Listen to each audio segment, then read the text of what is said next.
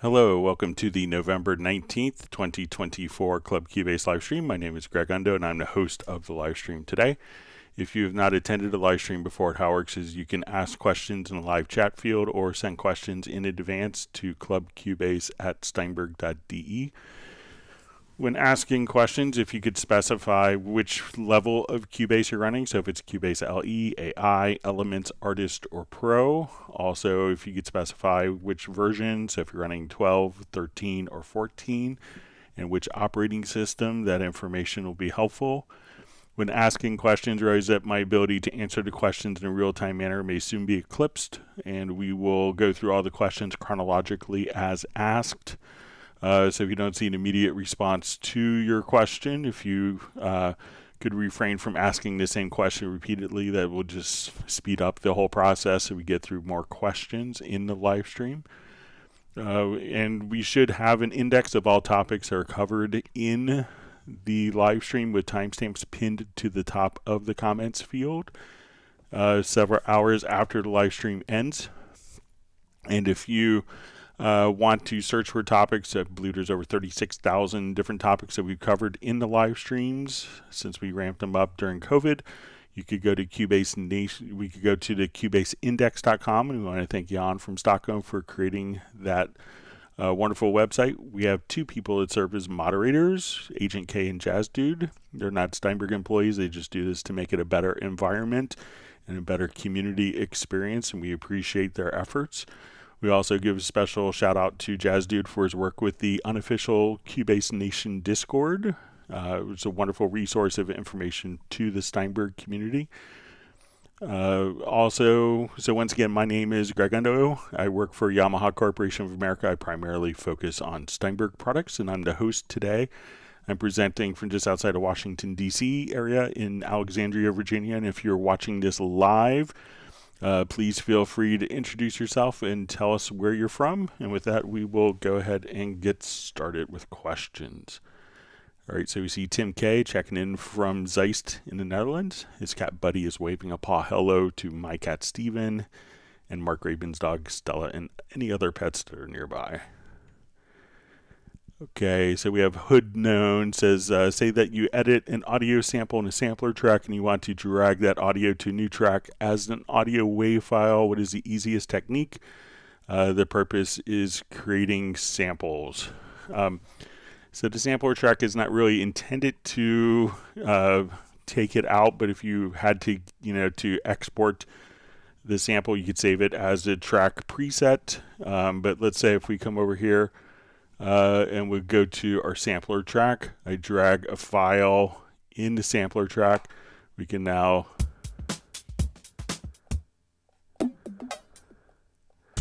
so as we play, we can come over here. We could choose to audio warp the sample, but if we want to at this point do some edits, so if we wanted to do a fade in, we want to truncate the sample. So now when we play it,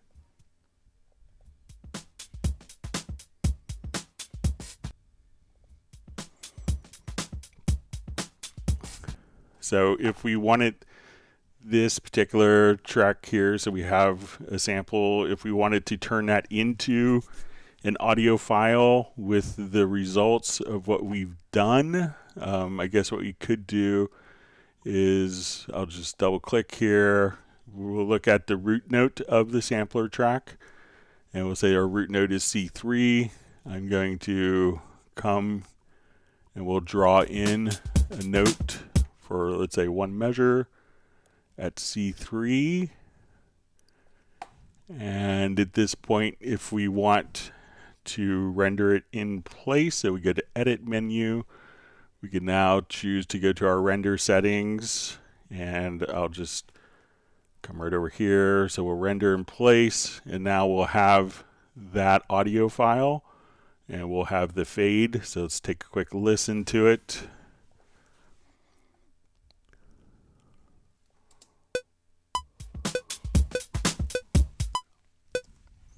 So we'll hear the fade in and then kind of the abrupt truncation of the end of the sample. So that's how you can get it to an audio file. But again, the intention is more to get the audio in and play it from and play directly from the sampler track. But if you wanted to make your own samples, you could, create a MIDI event on the root note and just simply drag that out. But if you wanted to save it as a preset to use in others, we could just, go directly into the sampler control and save a track preset. So we could say, okay, we'll just come right over here and save a track preset, and we'll call this November 19th, 2024. And this way we could open up this particular sampler preset into any other project in the future. All right, Stanislas Vitort asks, hi Greg, in Cubase 14 I noticed that the event volume square migrated from the top center to the left bottom corner and looks like volume triangle, but when you shrink the event it disappears, glitch. So yeah, it has migrated. So when we come here, let's go ahead and we will shrink the event. At a certain point, like all of the functions will kind of be tucked away at a certain zoom level, but you could just kind of grab right there. So, and that's kind of a common, if we have, let's say, lots of cuts in our audio, and let me just,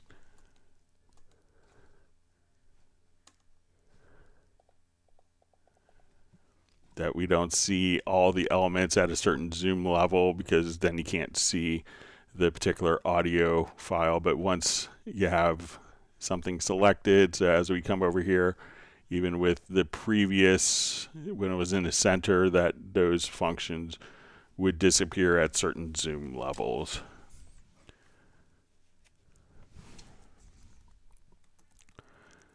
All right, so we have Michael Marshall checking in from Somerset in the UK. We see Tim Weinheimer from Mission Viejo, who says he's looking forward to learning lots of Cubase 14 tips and tricks. We have Fly V checking in from Winnipeg. Thanks for joining us. We have Stefan from Sweden. We also have Jan from Cubase Index checking in from Stockholm. We see Val from Vienna as Y42. We have Uno Memento, very loyal attendee from Finland, where they've gotten some snow already.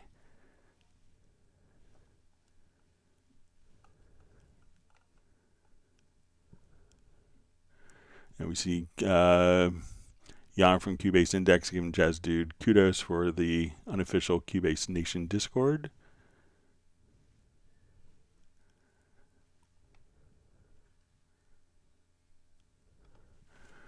All right, so we have Ed Visnor asks, how do you change the color of your track, like the left side to, when I change one of the bars change but not the whole track, how do I change the color on the whole track, bar included?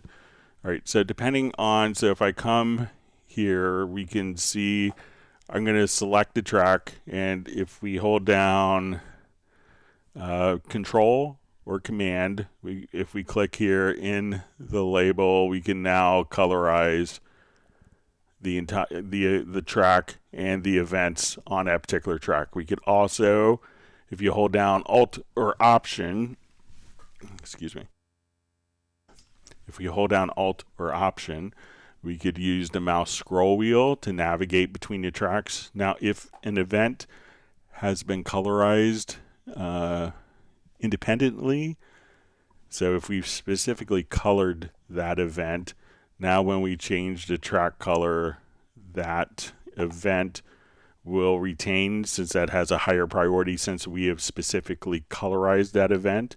So if events have been colorized already, now we could also select the particular events, go to the color tool here and colorize the events to the same color as the track as well. So a couple different approaches, but you can come over here, and if these haven't been colorized, we can come over and colorize the track, and all the events will follow those colors unless the events themselves have been specifically colorized. That will take a higher priority.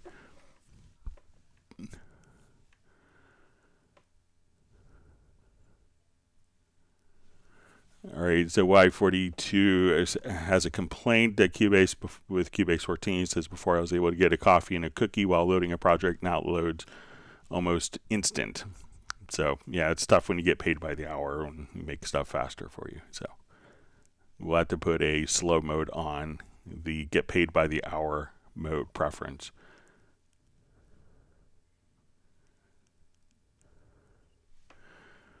All right, FlyV asks, how do I stream YouTube Studio like you, Greg? My video is fine. Also, my mic is fine, but audio from DAW isn't. So there's a couple of different approaches. One is if you have an audio interface, like I have my UR24C interface here, and if we put this into a loopback mode, so once it's in loopback mode, we can automatically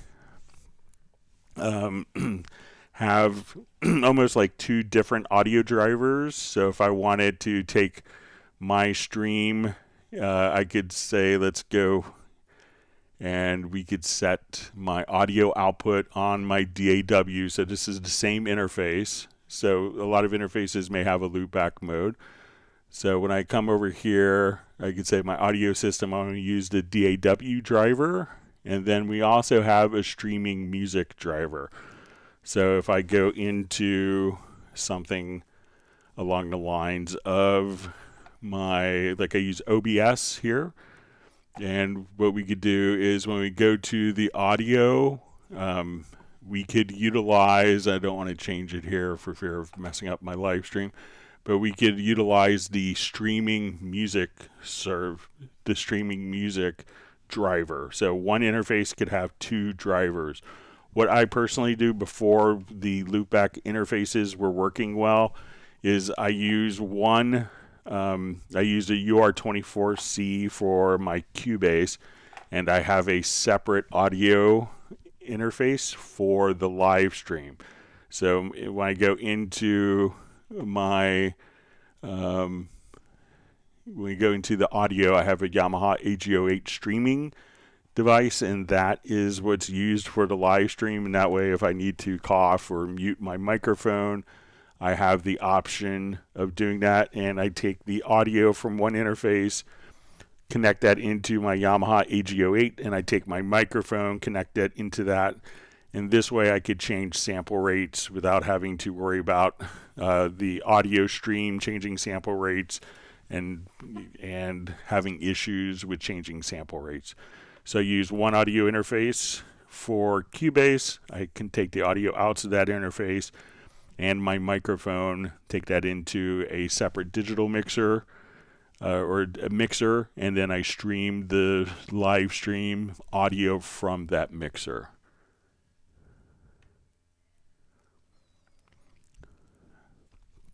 All right, Dallas LaRue asks, in the drum machine, what is the difference between a MIDI part and a pattern event? So if we go to like a MIDI part,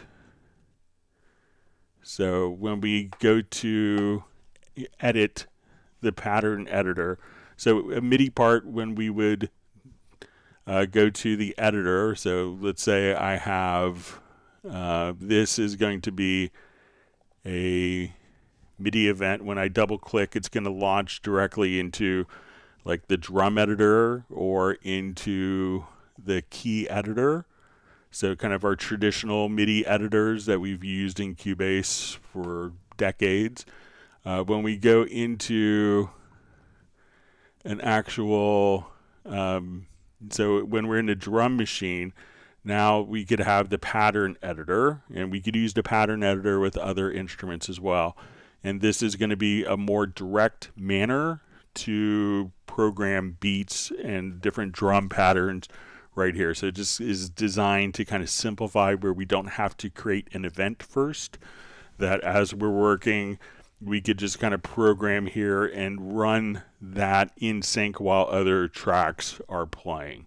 So it's just a more streamlined approach. Some people would call it a simpler approach. But it's kind of more obvious, and we don't have to load up a plugin. So once we open up a drum machine track, we can then just go to the editor and start programming directly here. Okay, so we have the artist known as Love, just as checking in, wishing everyone is well. And we have Martin Hulugen checking in from Germany. All right, and we have Jan Lee Hooker checking in from Hamburg. I saw from colleagues at Steinberg that it was snowing today in Hamburg. Hope you're staying warm.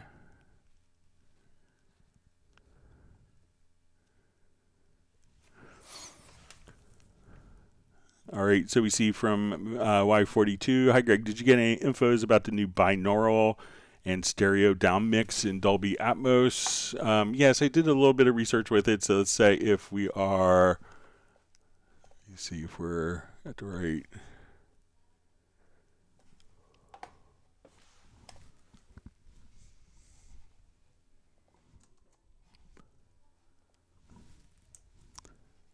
Okay, so I will just.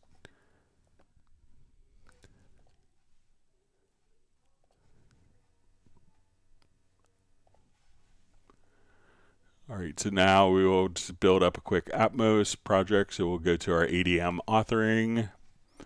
And as we look here, we'll go to the setup assistant.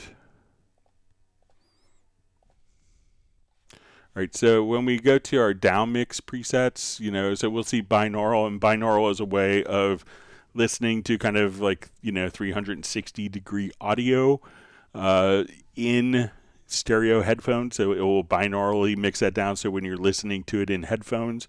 But if you wanted to take your Dolby Atmos project and just do a stereo direct or just a stereo version without having to worry about it down mixing, you could just choose the stereo or stereo direct here, and that way it's just a stereo audio file as opposed to, that won't have the like spherical panning that we often associate with Dolby Atmos, but so that you could deliver a true stereo mix as opposed to having a binaural audio experience on this stereo file. All right, great to see Catherine Leduc checking in from France. Thanks for joining us. All right, so we see Pete Franco says, hey, Greg, I just sent an email about editing drums, and when I cut the audio, it cuts out. So I'll see if we get towards the end. If we have time, I'll look at my emails.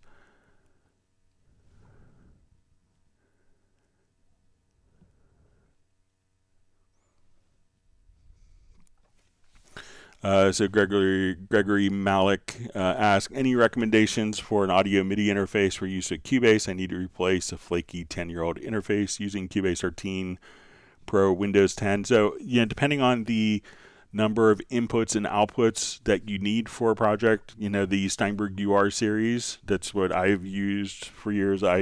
For my personal studio, I have an AXR audio interface and AXR4U. And before that, I was running kind of the FireWire versions of the MR816.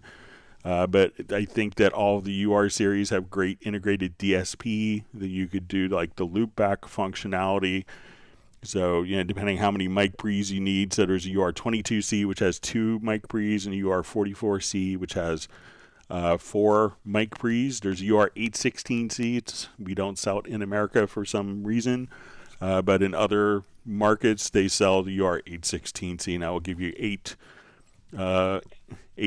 mic pre's with 16 channels of ADAT light pipe as well. So all of those will work great for you.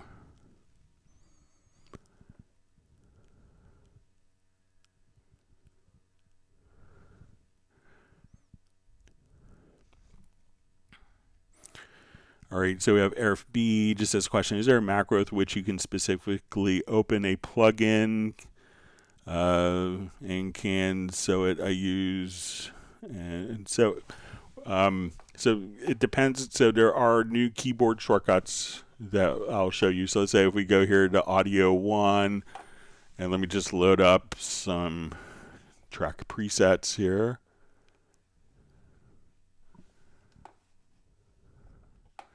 Okay, so let's say we have a number of inserts here. So with Cubase 14, some of the new, like a lot of times we see people may have like one particular channel strip and insert 1 for all of their particular tracks. So when we go to our key commands, we could say insert 1. So we could choose to open up, open, close, insert a particular editor. So we could say, let's open insert in the mixer. There's a new key command. So we could say open, close editor for selected. So insert 1, insert 2, insert 3, etc. So we can make key commands to open up specific insert slots. So we don't necessarily open up by plugin name. So it's not like, let's open up the reference EQ plugin. But if we have a particular track selected, and I created just a quick in my MIDI remote.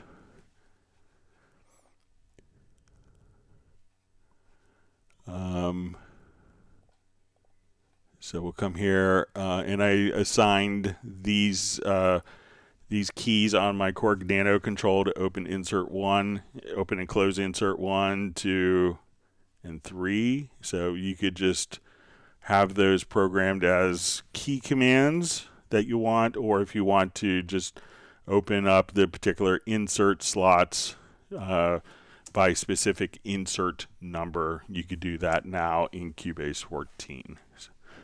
So you could specifically open up a plugin that's in an insert slot, but not necessarily say I want the black valve compressor, open that by key command. All right, Balsa from Montenegro asks, hi Greg, can you show how to make a project logical editor for selecting and deleting all disabled tracks? Okay, so let's say I have this track. I'll just do every other track here. Okay, so I'll right click and we'll disable those tracks. So we have 1, 3, 5, and 7. Those tracks are disabled. So let's go to our project menu to a project logical editor. And I think what we could do is just to let's see if we could just come here. We'll choose delete. And we'll say our container type is equal to track, and the property is set to is disabled. And just make sure I'll read this one more time. Okay, so now if I did this right, so we're going to delete tracks that are disabled. And we go right there, and our tracks are. So once again, in the action, we want to choose delete. Container type is equal to track. Property is set to is disabled. And then that will delete the track, so you can undo it right after the fact. So let me know if that's helpful for you.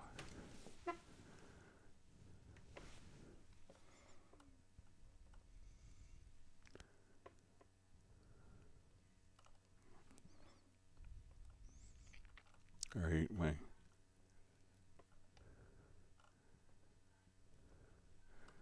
my chat field jumped. All right, so Ed asks, Advisinor asks, question, I'm using Synthesizer V Pro. I have to use it on audio track and use it as an ARA, it seems. I can't pen a bar. I have to use audio file. Is there another way to use ARA on a track?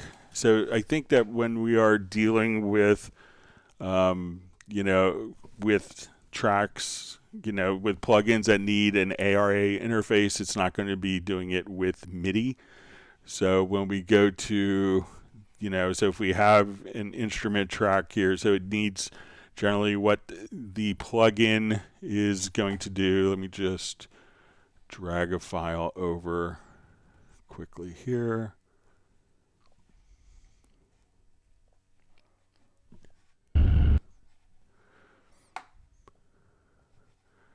Okay, so when we do, and this, and this could be, it's not necessarily, it's kind of their approach, the plugin developers' approach to working with it. So if it's going to be ARA, it's not going to be dealing with MIDI, even though it seems like it's kind of MIDI based.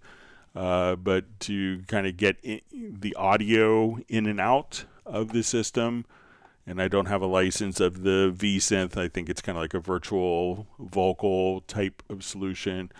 But you would just come over here to an audio track, and then here's where we could choose to do our ARA extension. So I'll just load that up, and now when I double click on an audio file, at that point we kind of go into the editor for the particular we're now kind of we're kind of within Cubase.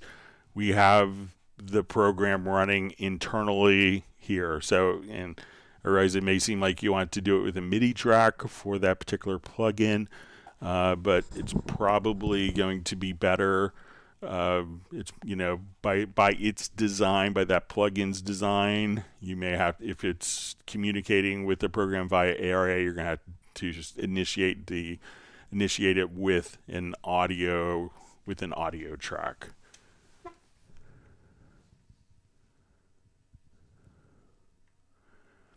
All right.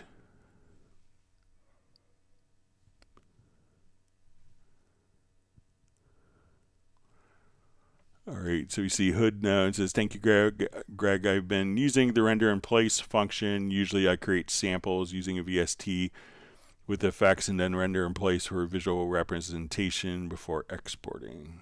All right, that works. All right, so we see Millard Brown checking in from Pennsylvania. Hope you're well. Michael Graybill from Dallas. We have John A. Walker from Cosmos Original Records. And we have Beltram checking in from Sweden. Thanks for all being a part of the live stream today.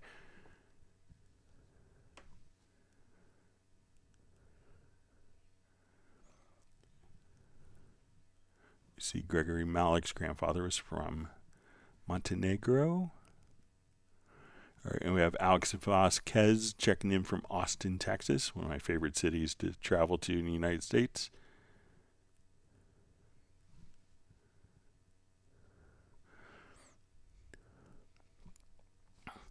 All right, Kier Dixon says Cubase Pro 13 PC Windows 10 best way to back up VSTi native Steinberg presets to its own drive for all presets and all plugins. VST FX VSTi presets for strips. Best way to organize backup, including rating edits. So if you want, so all of the factory presets that we see in Media Bay, if I open up the right window this time, these will all kind of be preserved. So when you go to like your VST sounds and your factory content, we can't really alter these as much as we would like to. So these are kind of preserved. Now, a lot of times what people need to back up is going to be like when they've done their ratings in Media Bay.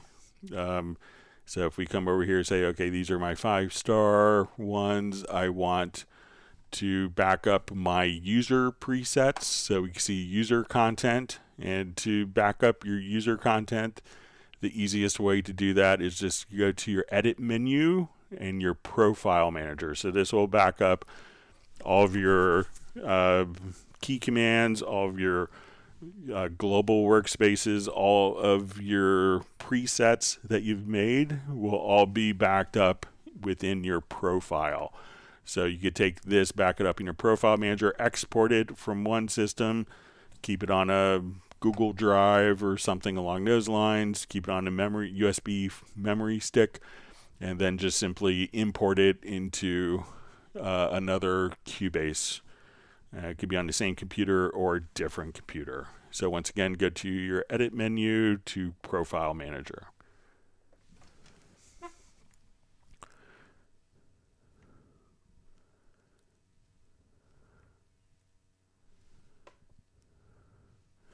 All right, Tim Weinheimer says, I'm looking for the spectrum analyzer where you can look at the project overall spectrum visualizer. Did they move it?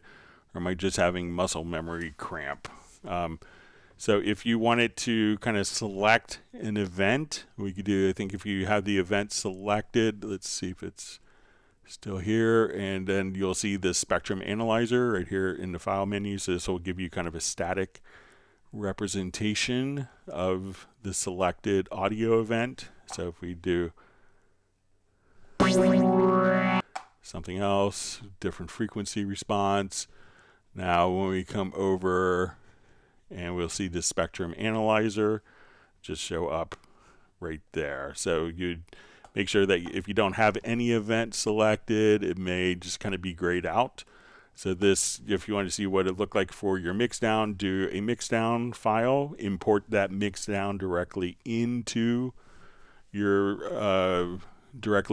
your system here, into the project, select it, and then when you go to the audio, we could just see the spectrum analyzer.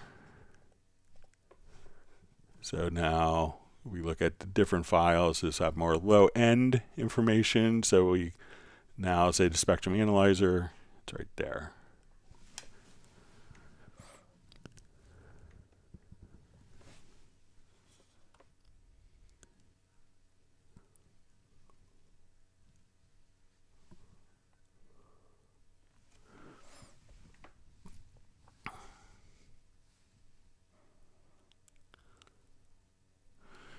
All right, so we see from Val, it says, I have a macro for render in place and then auto hide and disable the track that has been rendered. But when I have 2 or more tracks, it only hides the first one. What command can I add to the macro for it to hide all tracks? So what I would do, let's take a look. We go to a different project where we could look at this.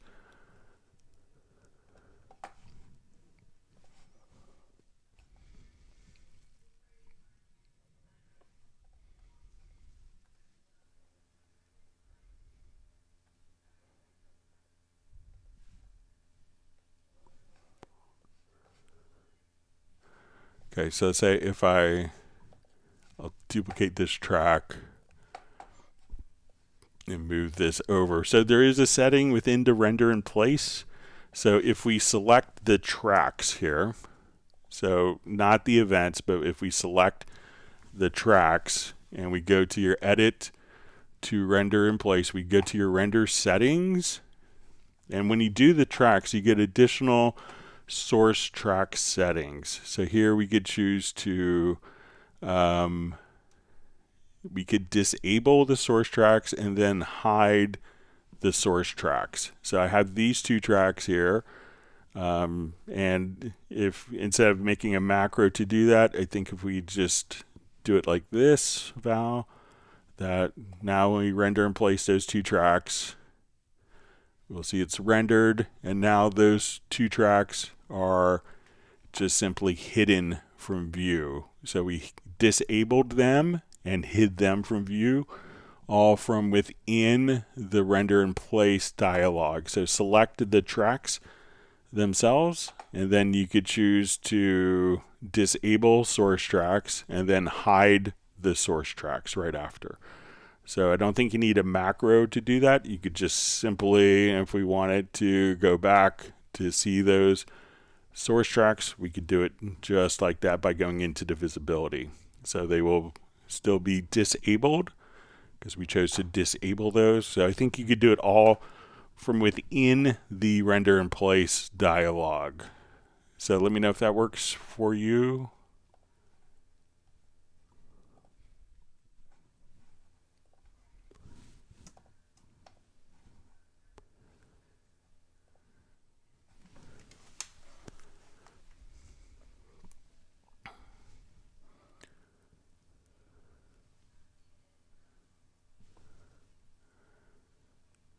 Okay,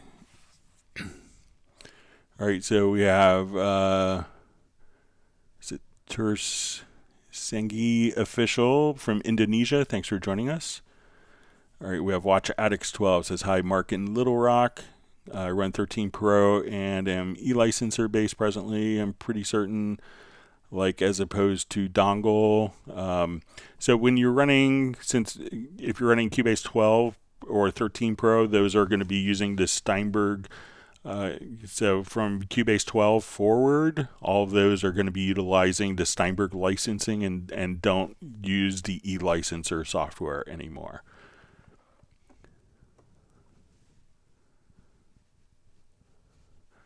You see Fly-V just saying, cool, it's a pretty unique way of getting that all set up.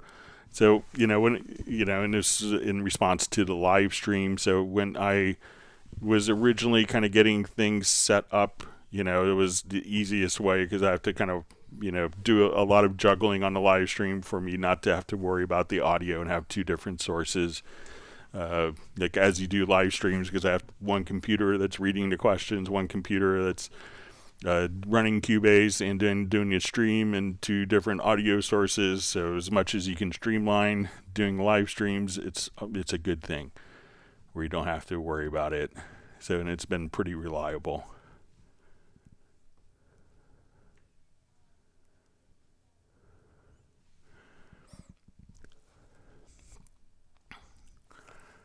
All right, so we see just kind of a follow-up from Troy. Says, in your opinion, is that the advised method using separate audio interfaces for Cubase and any streaming or communication needs? I think I probably could get by with just utilizing the loopback. But if I had frequently, I will have to change sample rates. And then if I don't want to, I'm not sure. I haven't tested it on a live stream to see if I change the sample rate, if that affects the audio transmission for the live stream versus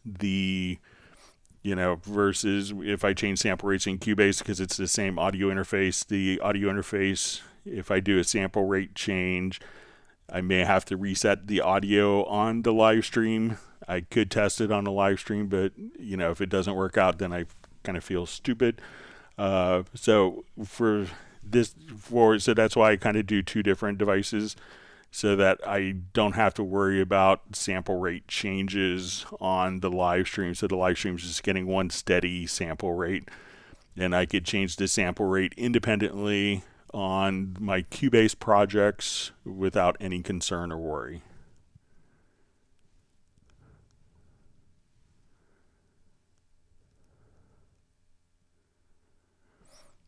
All right, so you see Gregory Malik just says he needs to plug interface in a laptop and plug keyboard MIDI and two mics into interface. So yeah, like a UR22C would be a great interface for that. All right, Balsa asks, hi Greg, in the lower zone, can we show Mixconsole 2 or 3 instead of the default? I have the Mixconsole on separate monitor and would love to have Mixconsole 2 be the default Mixconsole in the lower zone. So currently this is almost like when we go to the Mixconsole here, in 14, it's going to replicate what we see in version, Mixconsole 1. So there isn't a way to see Mixconsole 2 in the lower zone. So it used to be a separate mixer, and now this, I believe, let me just check if we don't have this synchronized. All right, so I don't have this synchronized now. So if I hide tracks on my project window,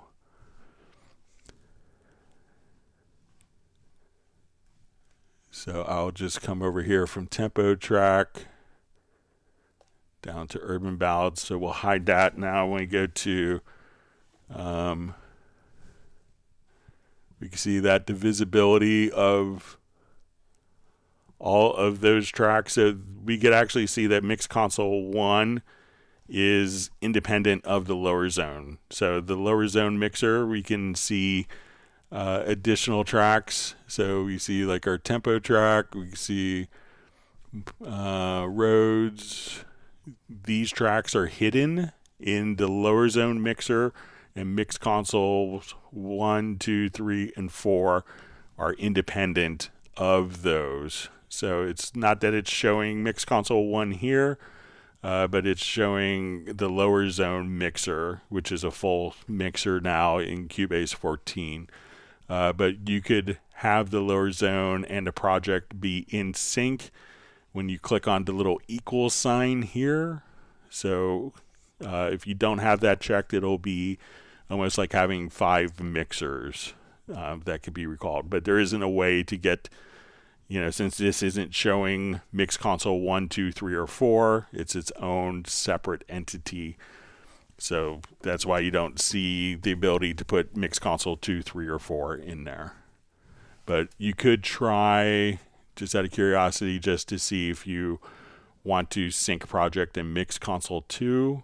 But I think it's going to be a separate mixer altogether.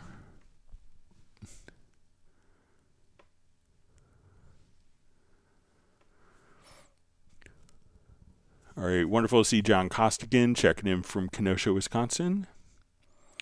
All right, Watch Addicts 12 asks, as I upgrade from 13 to 14, will I still be e-licenser based, or is there some new platform for 14? So once again, Cubase 12, 13, and 14 are all utilizing the Steinberg licensing, so it doesn't utilize the e-licenser. So the last version of Cubase that ran with e-licenser was Cubase 11. All right, M. Sully asks, Greg, how are you getting a larger choice of part colors? Looks like 32 versus what is available in the stock download 16 colors. All you have to do is go to your project menu and go to your project colors setup. We'll come over here to presets. So we can say I want to have 32 colors, and I could say with color tints, and we can say, okay, let's do 32 colors with 4 color tints. Then if I hit apply and we go to our color choices, we could see that we could have up to 128 color options that are available. And you could go in and change each of these colors also in the project colors setup. So if you're like, oh, I really want to come over here and double click, then you'll get kind of a standard color wheel where you could edit. So if we come in here, we could double click, and then you could set different hues and different tints of colors right there. So you have 128 colors in just a couple mouse clicks. So once again, come over here to project menu, to project colors setup, go to presets, and then you could add more right there. So I think the default is 8 colors with 2 tints. So you can set it just like that. All right, so we have BX Malfroy checking in from Miami, Florida. Spent a lot of time in Miami when I used to rep that area. Always love visiting my friend Clay Ostwald, who now lives in Washington, D.C. He's been a fixture in the Miami scene for years. All right, so we have Johnny Ray from the Bay Area checking in. And we have Captenergy Music checking in from Harrisburg, Pennsylvania.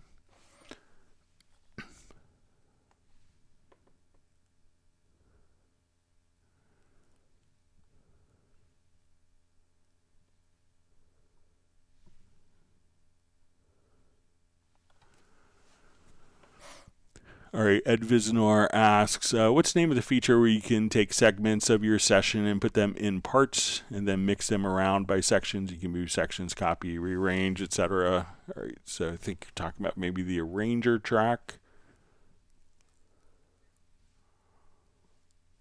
Let me just find, see if I have it still open. Yep, had to actually highlight it.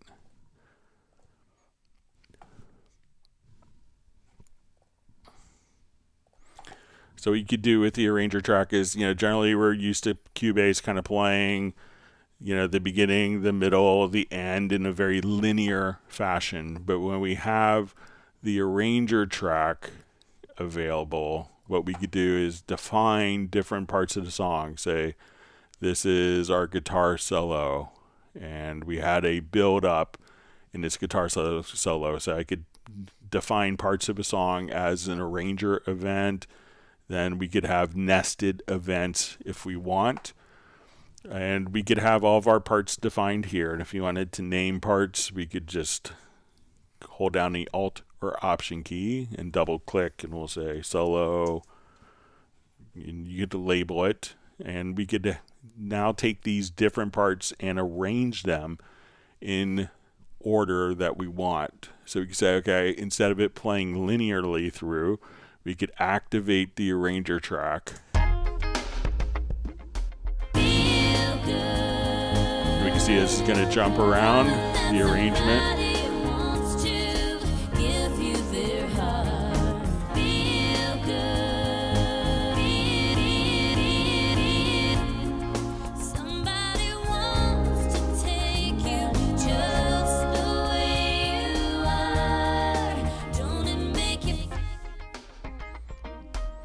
So this way we could take like one song, and we have many people that are working on advertising, and they have to come up with a 5-second, a 15-second, a 30-second, a 1 minute, a 2 minute, a 5-minute version of the same song.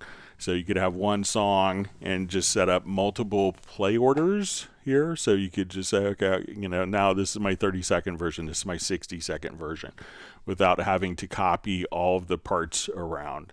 So again, to access that, we go add track and add an arranger track. So we'll see our arranger track here. We already have one. And then we could just grab the pencil tool and define the portions that we want to define as sections that we want to then rearrange.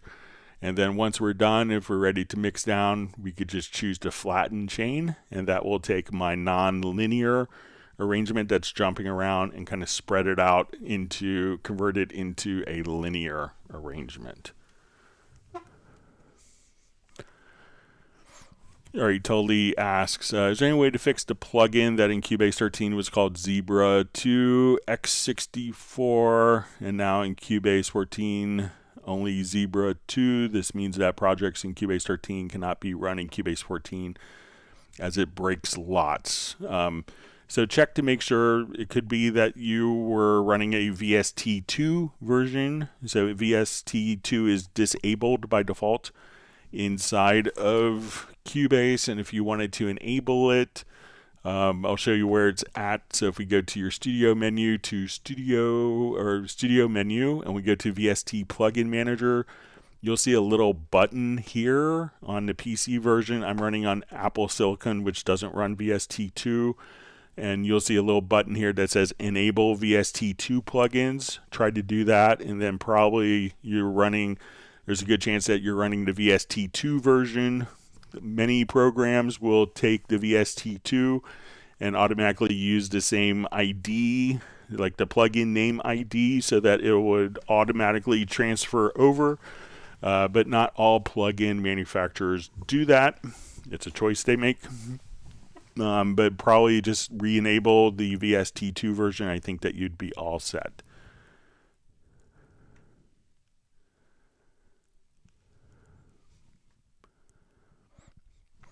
All right. So we see Balsa from Montenegro asks, sorry, my chat field just jumped. Let me find a question. Okay, his question is, invisibility tab. Can you explain what does checkmark, white selected, and underline do respectively when editing multiple MIDI parts? Okay.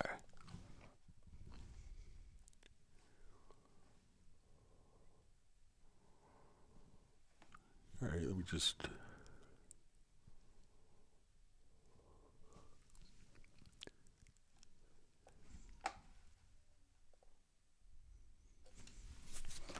Okay, so let's say we are editing multiple MIDI parts here.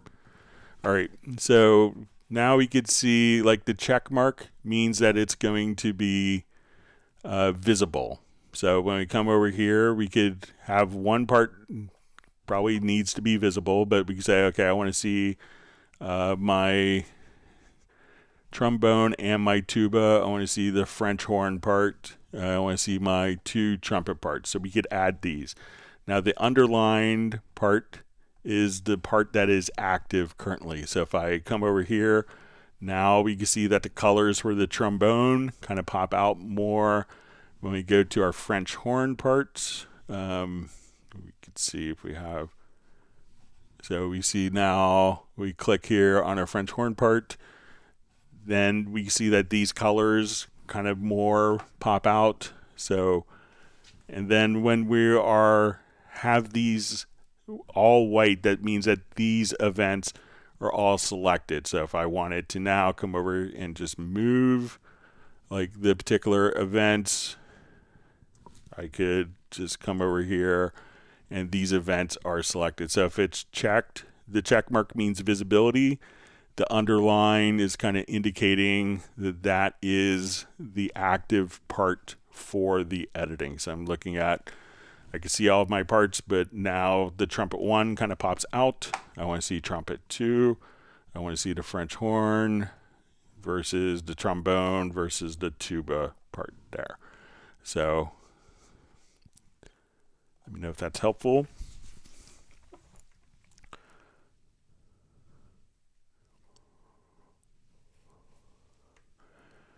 All right, so John A. Walker just says, do older versions of Cubase transfer all information into Cubase 13/14? So generally, you could open up project files from Cubase SX1 from 2002.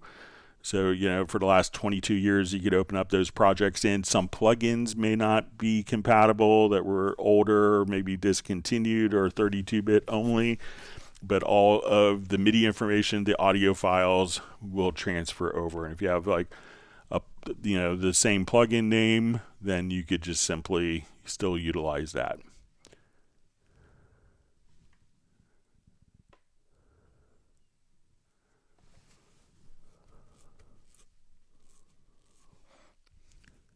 Okay, so Pete Franco just says, when I cut multiple audio tracks like drums and slide to cut over 2 bars, when I grab the bottom of the audio, it stops at the cut. Yeah, so I think we covered this in the previous live stream, but let's take a look at it. I think you had sent a video to kind of highlight the issue. All right, so let's say I'm playing this and we just have our drums going on.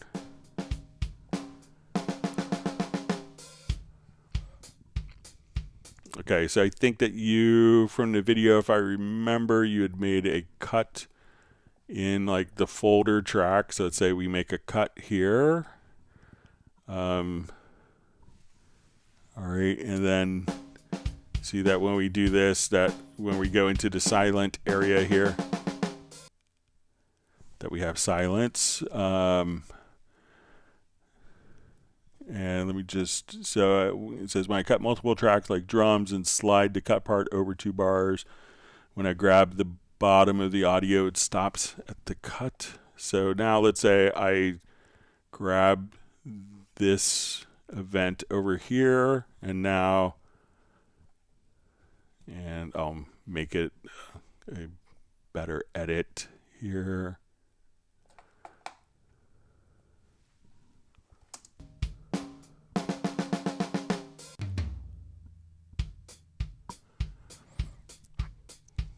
So it doesn't seem to be stopping the playback. And if we, let's say, if I now roll this back, and we could do this on the folder track or the events, that now I get it rolled back all the way. But it still seems to kind of be playing as expected here. So let me know if I'm doing something differently than you are, Pete, but that seems to work how and sound what I think it would do by looking at it visually. All right, so wonderful to see Daniel checking in from Croatia. Glad you could join us.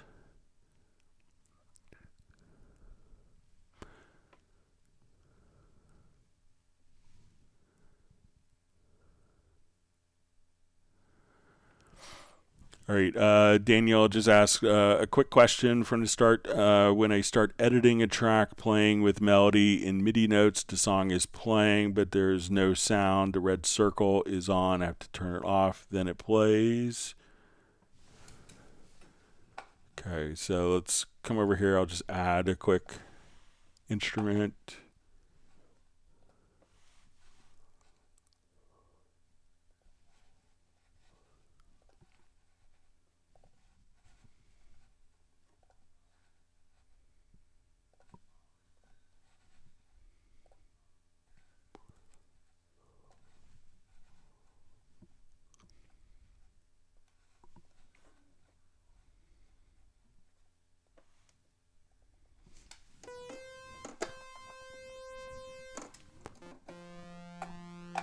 Okay, so say, all right, so this is a quick question. When I start editing a track and playing with melody in MIDI notes, the song is playing, but there's no sound. The red circle is on. I have to turn it off. All right, so let's say I'm just doing something. I just record a quick part here. Now let's say, and I'll record just some.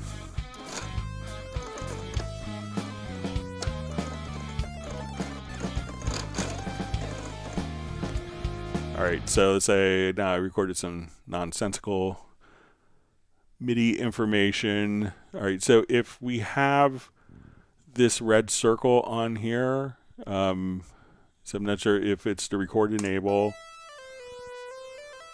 but right now I have like the solo turned on, so we're in the MIDI editor. We're only going to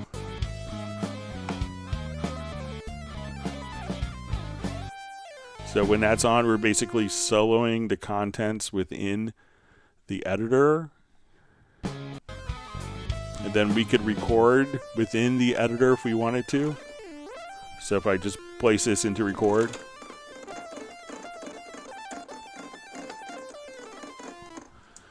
We can now record directly into the editor. So, but you know, when this is on, that's going to just solo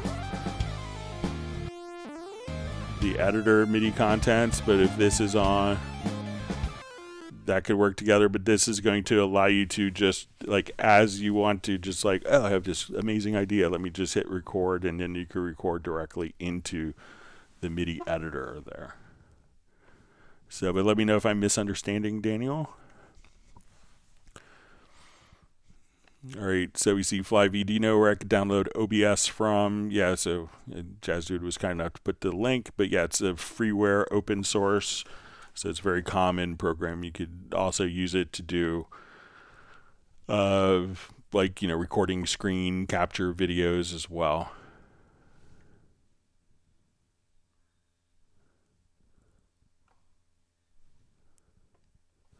All right, Virtual Alan asks, hi Greg, Alan from Scotland. MIDI remote keeps bringing up blank surfaces for my Novation Impulse 61 that I created. When I remove them and save the project, they keep reappearing randomly. Help. So I've seen some reports of that on some of the forums. So I think Steinberg may be aware of it, but you know, with me, the MIDI remote, so let's say if I come over here to my MIDI remote and we look at all my devices, like, so let's say I have a different Korg remote. So I think that if we just, so I'm not sure if we disable that script for that nano control, if that kills my other one. Let me just, yeah, it looks like it does. So let me just come over here and go to the scripts.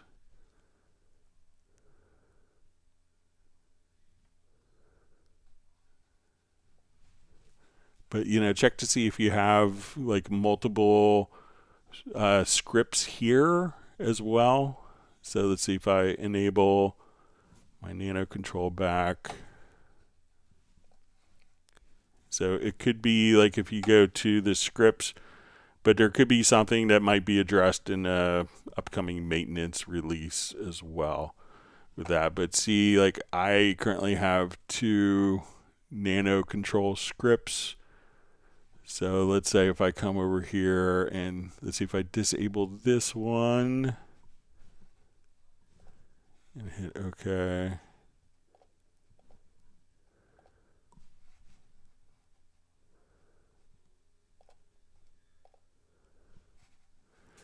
Yeah, but I think that there may be an issue with that I think Steinberg is aware of. So.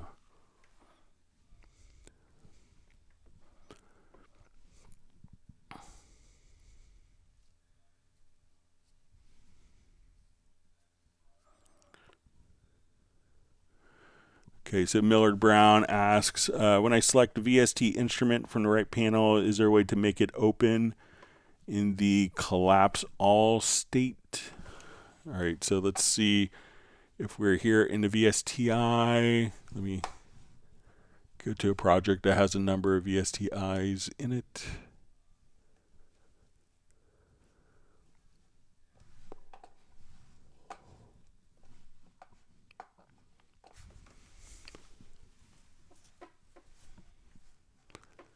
All right, so if we come over here to our VSTI,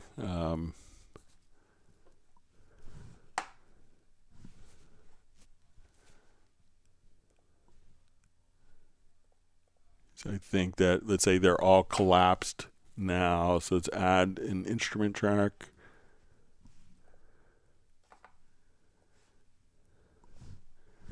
So it doesn't, looks like it may open up, or if we select the particular track here, that it might just follow the track selection, but we could collapse all. Let me just see, but I don't think that there's a preference for that. I'll see if there's a key command.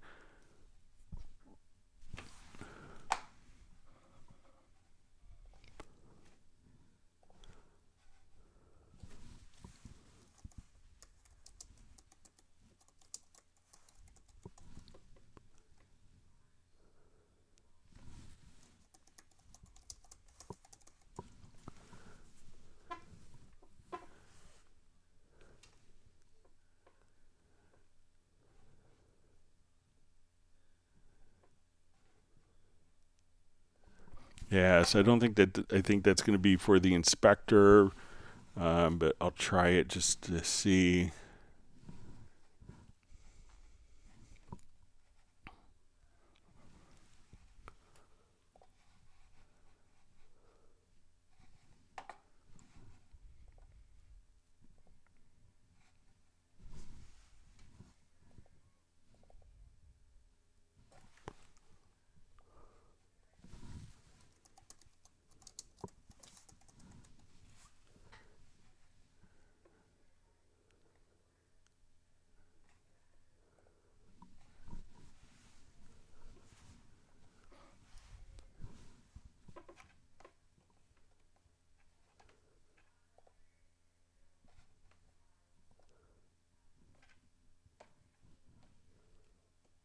Yeah, so it's not going to work for that, but I think if we have the quick controls active in our particular mixer, that we could have that set up. So I don't think so, but let me know if I'm misunderstanding that.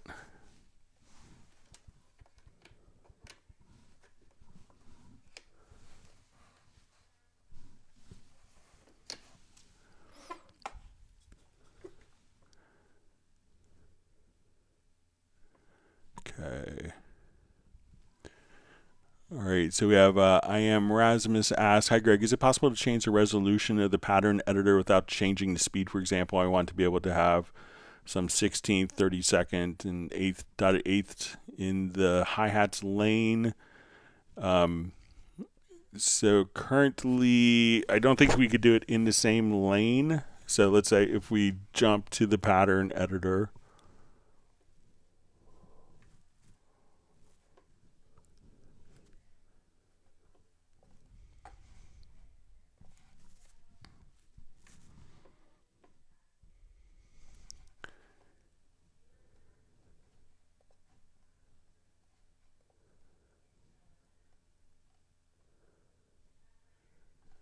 Okay, so let's come over.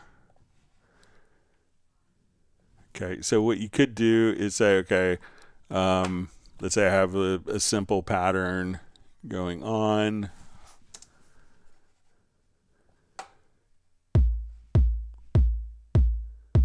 I'll take it off loop.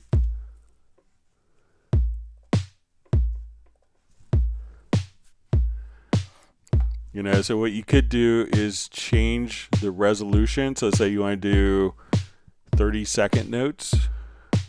So now I could say, okay, I want to do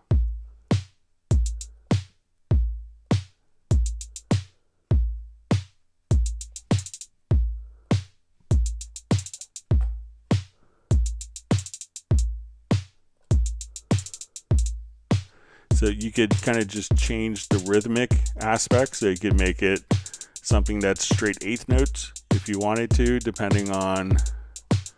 So you can say, okay, I want this to be straight eighths.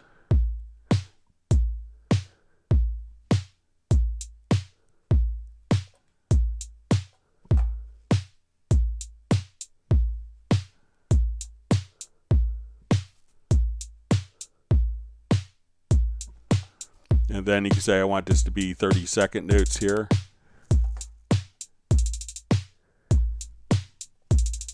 And then if you want to do kind of like dot it.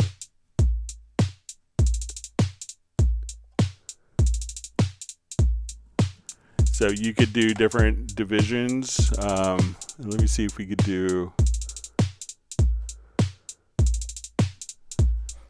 All right, now if we assign the same ones here, I could say we're going to assign like my F#1 for my hi-hat, and I want this to be 16th notes.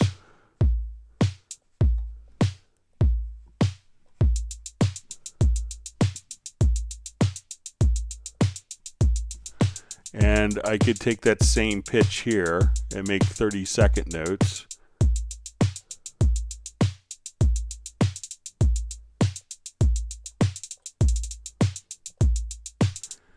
And let's create a different lane here. So let's make it our hi-hat closed again, F#1, and I want this to be triplets.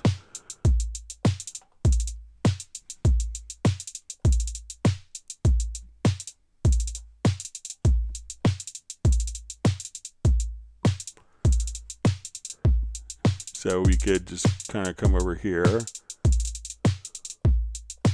So we could take kind of even the same sound.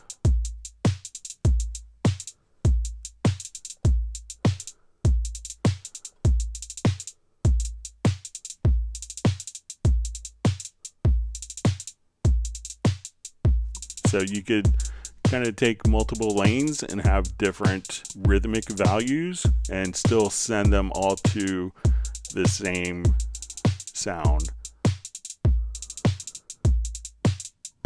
So you could experiment with that. So while it's not in the same lane, it is the same sound, and then you could program it as you see fit. All right, so we see day one says Lucky here from Houston. My brother lives in Houston. Thanks for joining the live stream.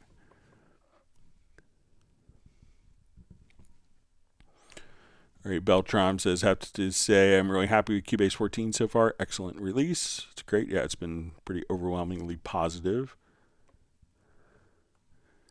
All right, so we have Keir Dixon. It says that they had snow overnight in Burnaby, British Columbia. So Watch Addicts 12 says, Dumbo me forgot to type in question Q before my question, like all the hip kids do. I understood, so no worries. But you had to hit the like button as a result of forgetting to hit the Q button before asking your question.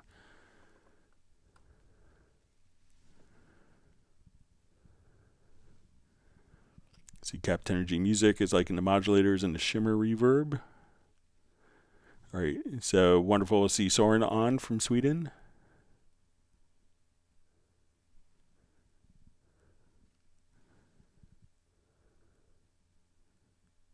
All right, so Val's just saying about the render, this only works with MIDI, not audio, right? So if you have audio samples, the audio samples would work the same way. So if we have, let's say, if we duplicate this particular track,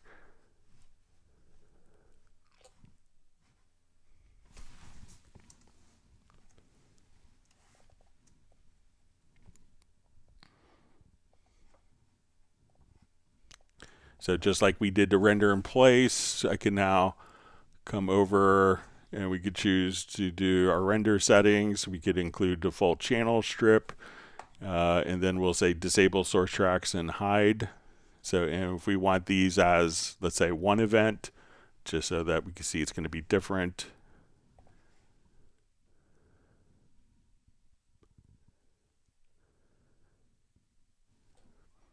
And then we see the two rendered files and the audio tracks that are hidden right here.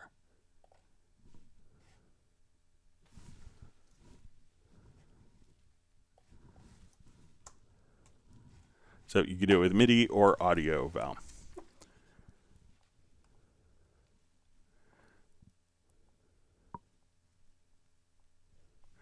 All right, Cornell Hegedus says, wow, stream that I didn't miss this time. Greetings from the Netherlands. We're glad you can make it live.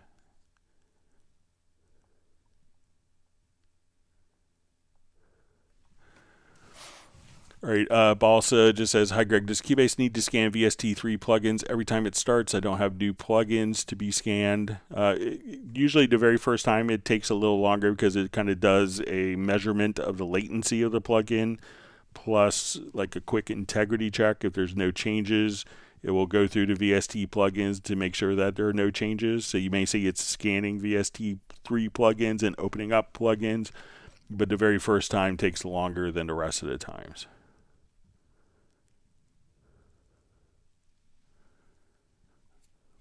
Okay.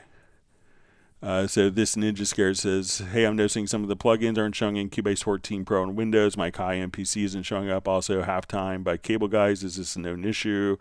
I have to go back to Cubase 13 Pro to use them. So if they're VST2 plugins, what you need to do is, again, go to your VST plugin manager, and you'll see a button here on the Windows platform that says enable VST2 plugin. So just click there, and then your VST2 plugin should show up, but you should contact the manufacturers and tell them that VST3 came out in 2008, and they should really be on a more contemporary plugin format. It's been 16 years. So a plugin could have their driver's license in America. That was VST3 when I was born.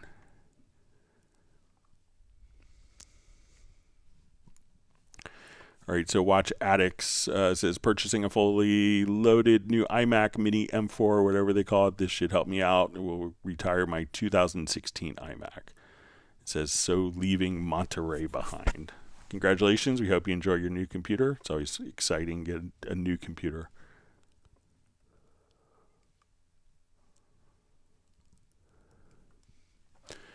All right, Millard Brown says, I want my stereo out channel to always be in the right zone and always colored red. This doesn't seem to persist from one project to the next new one. Any way to do this? Thanks. So, it can be a project setting. So let's come over here. We'll do a new project.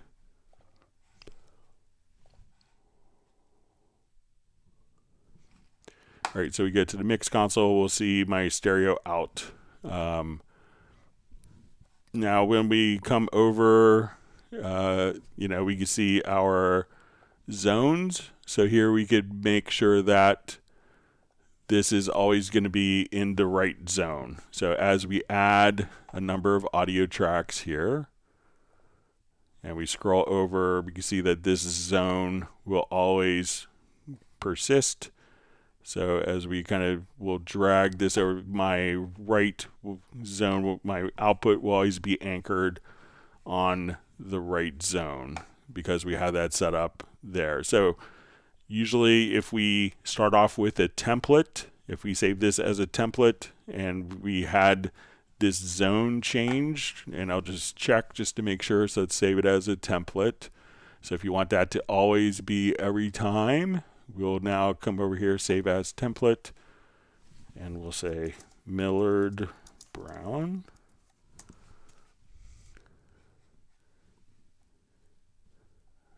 Okay. Now I'm going to close this project. Let's do a new project and we'll open with a template.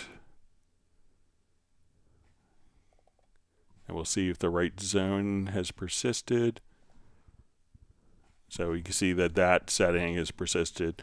So if you always want that to be in the right-hand zone, consider starting from a template because that setting could be stored independently for each project. But if you start with a template, everything's going to start off that particular way.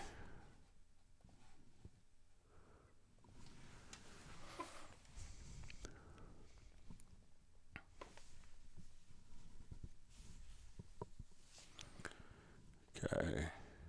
All right, so we see Mark Rabin checking in, saying hello to the Cubase family. Everyone give a big woof to Mark Rabin's dog, Stella.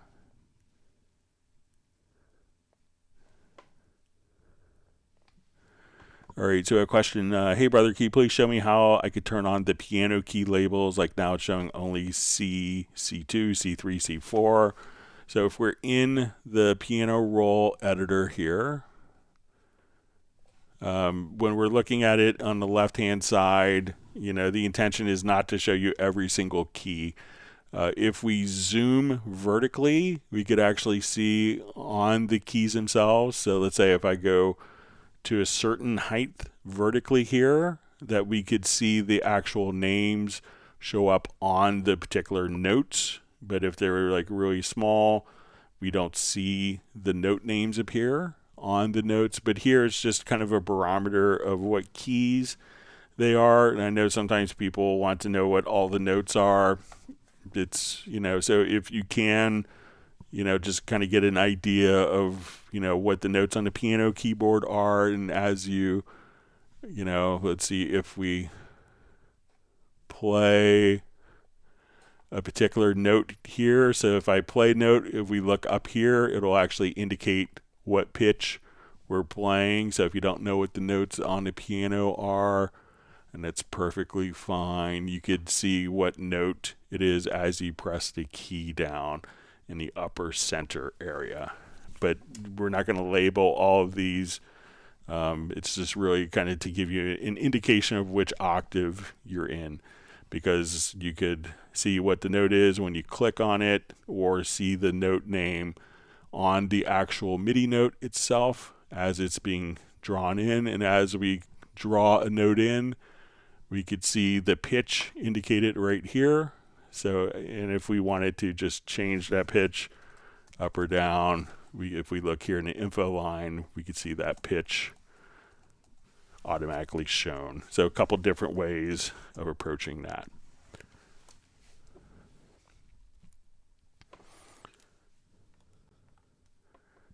All right, we see Stella wants to make a bark track. Excuse me, I had to sneeze. So having a mute button when you have to sneeze on a live stream is also good. It's a good use of the two audio interface approach.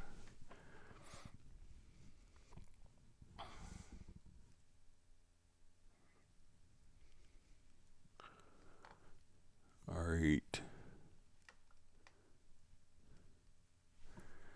All right, so Bratman Studio says, hey, Greg, thank goodness for his live stream. It kills the boredom of the waiting room for my brother on Tuesdays. Thanks also for the phone tech and 5G and, of course, your invaluable knowledge. So we hope your brother's doing well, and we're glad to make it a little more bearable because waiting rooms are always so much fun. All right.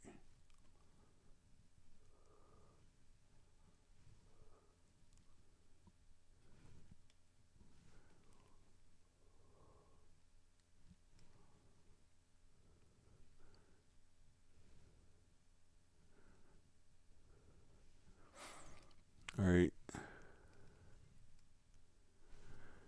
All right, so you see Mark Rabin's had a very super creative last few days. This is Stella helped him. He got a free Groove Agent style bouncy vibrations emailed me, and is using Cubase 14 Pro, making songs quickly and enjoying the outcome. That's great.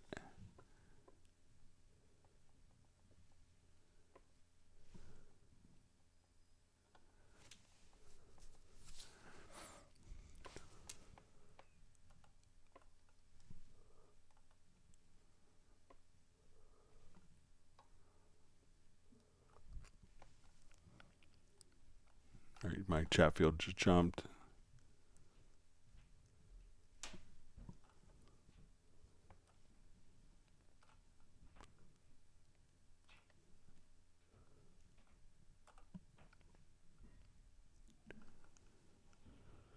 Okay, so we see FlyV says, I have a little problem getting anything off Download Assistant. I use my other computer and I got a new Groove Agent pack. When I go to download, it says failed and I can't get the pack. So, you know, when a lot of times when people have had issues with kind of like the Steinberg Download Assistant, it's often like an antivirus software that's blocking it. So make sure that you're doing that you don't have that. Maybe you can set up an exception for let the Steinberg Download Assistant. That's often what's kind of causing the particular problems. And you could probably also just do downloads. Let's open up the Steinberg website here and see, because also there's usually a way to download the titles from the web browser.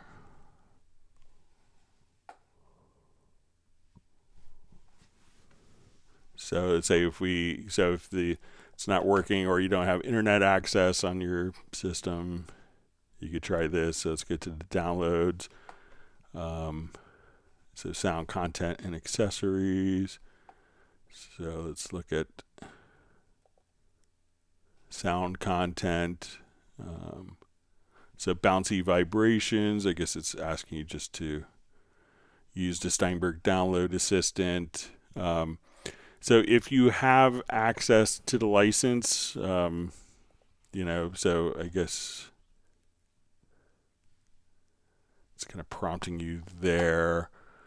But check to see if you have an antivirus or Windows Defender or something that's maybe blocking the version. And if you want to email it to me, I could download it and give you a private email link to it if you need it.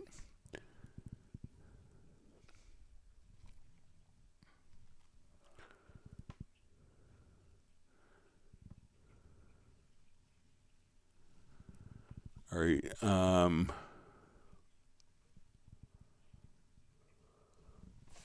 Okay. Reading through comments.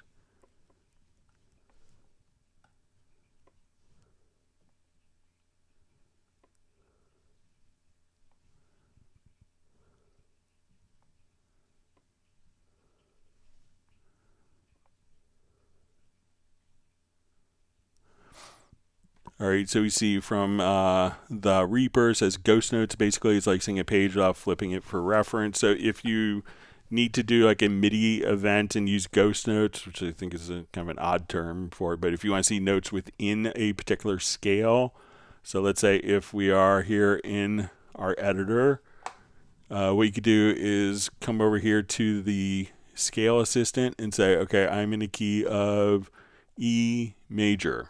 And you'll see this little icon here for visibility. And what we could do now is just say we want to show pitches from the scale assistant.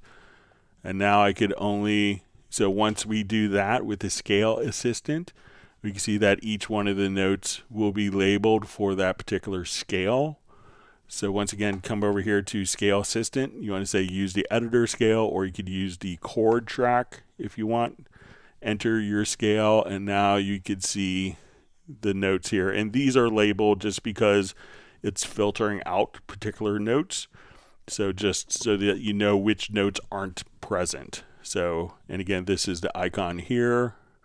So when you have the full range of piano keys, and if you get a chance, you could learn this, not terribly long. But if you're working with what some programs call ghost notes, or if you wanted to only be the editor scale, go to the scale assistant and you would see this in the inspector for the editor.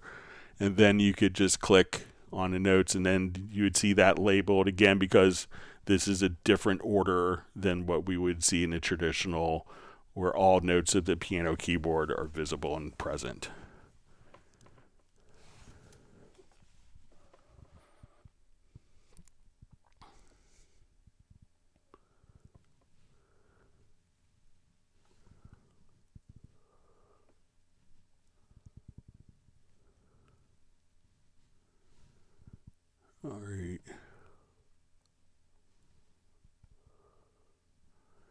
Daniel liked my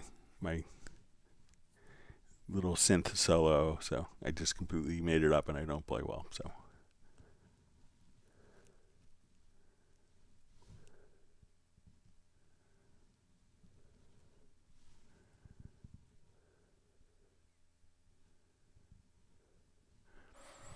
okay, so Balsa asks, when selecting two audio events next to each other with the range tool, what is the difference between glue and bounce selection? Okay. So let's say if we have this event here. All right, so if we glue these events together, so let's say these are two separate files. I'll just drag a separate loop in.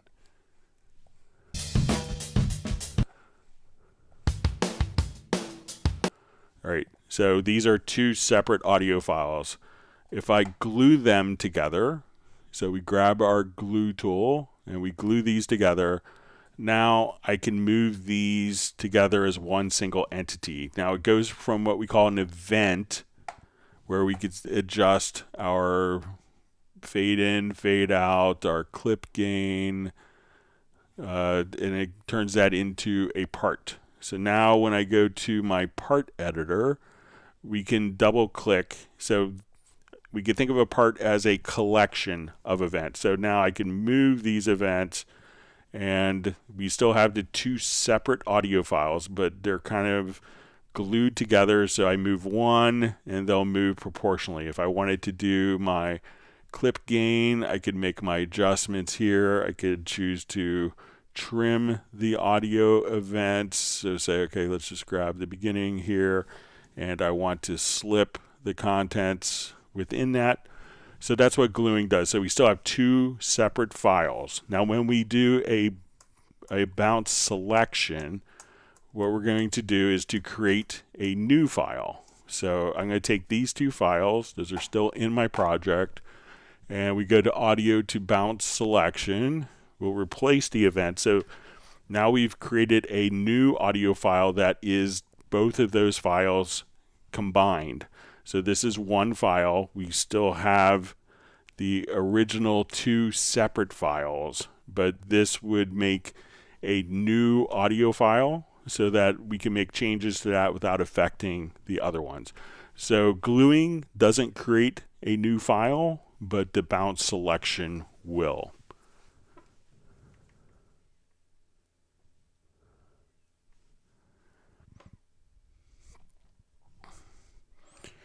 All right, so we see Peter Harkett says, any possibility to modify the CC lanes of multiple tracks at once? All right, let's give it a shot.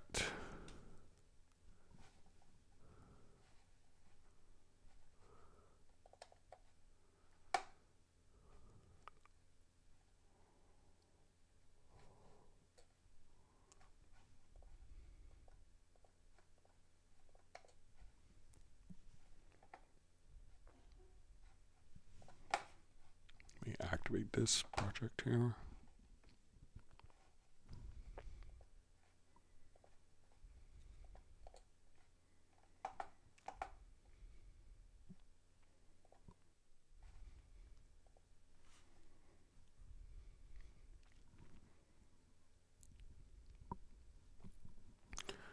Okay, so let's duplicate this.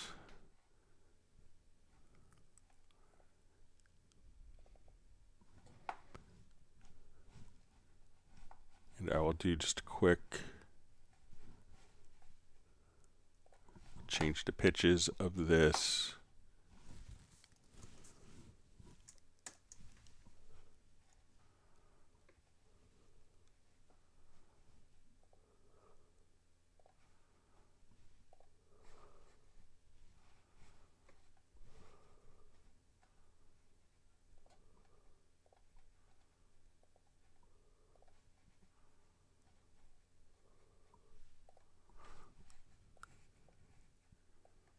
Okay, so let's say this one has, let's say modulation. All right, now let's look at this part.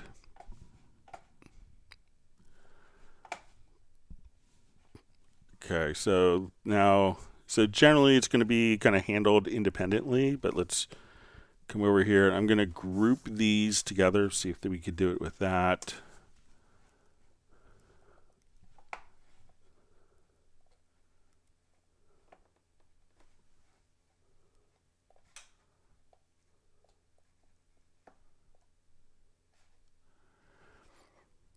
So I think that we could, you know, copy the modulation, but it's going to be, so if I wanted to come here and say, we'll select all the events in this lane, copy, and then we go to this and paste, that we could just have the same kind of information with that. So you could use create macros to do that, but they will be kind of two separate events, but you can you know, copy and paste between the two of them.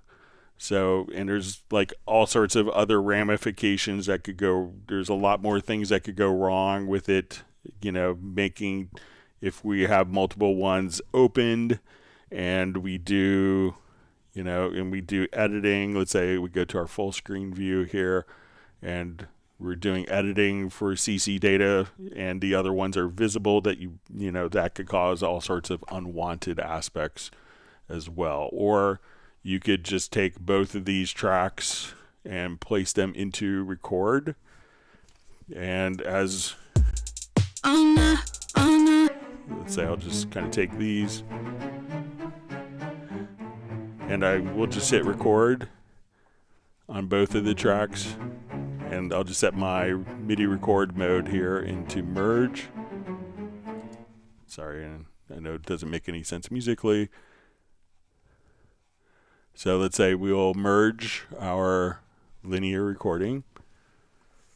So I have both these selected, and now I could,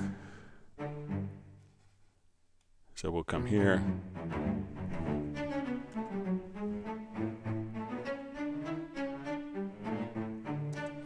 And then we could just record those particular changes into the events and merge. So if we wanted to even open up the MIDI editors and have both of them. So fast forward just a little bit here.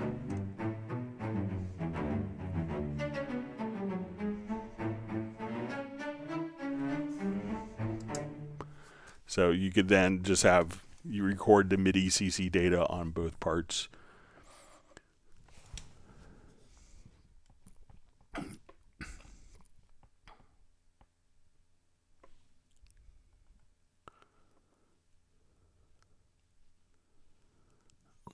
All right.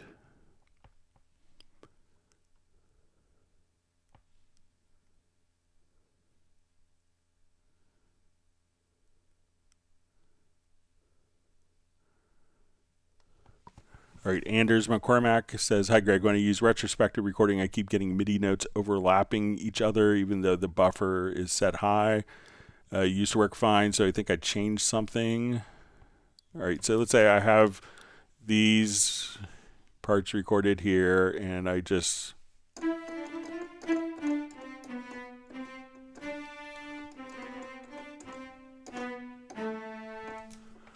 all right, and then we hit the retrospective record, and we can see now that our MIDI is just kind of set up directly there, kind of as expected. Let's come over. So I'm not sure if you're in, you could try to empty the, you know, if you come to the retrospective record section, you could try to empty the retrospective record beforehand.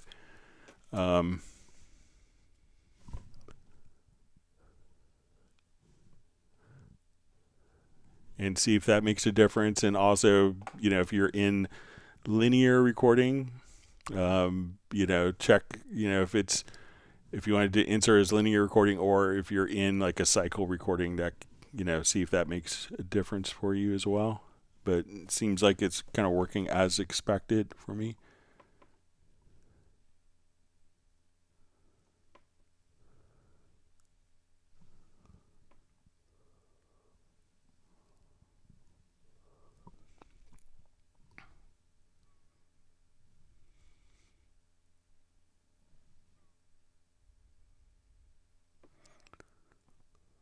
All right, so you see just kind of further clarification from Peter. Says, I guess my original question is it possible to draw in CC line and have it reflected on multiple tracks at once? All right, so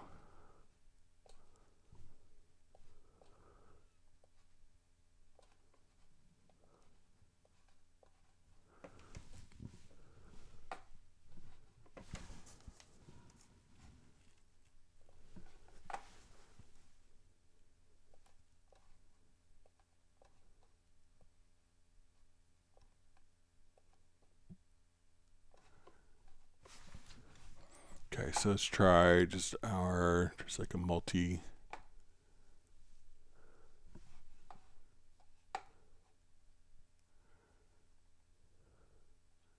So we get a part editing. Let's get to all parts.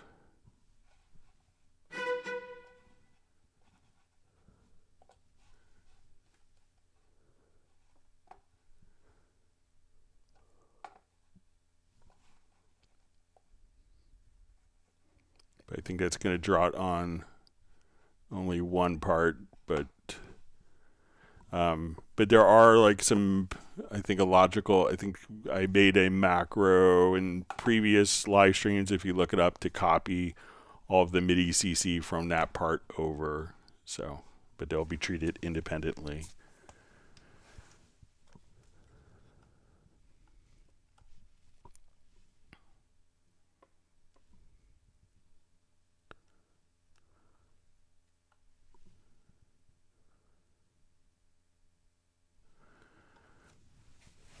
All right, so we see from James Lowndes, here's a problem I have, Cubase 13. When I set up and add an external effects to my insert on my master bus, but it works when I bypass it. I'm not getting any signal to my speakers using Total Mix RME. All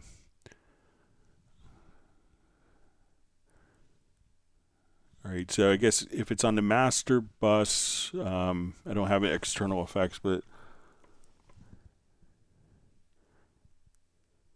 okay, so you're not getting any signal out to the speakers.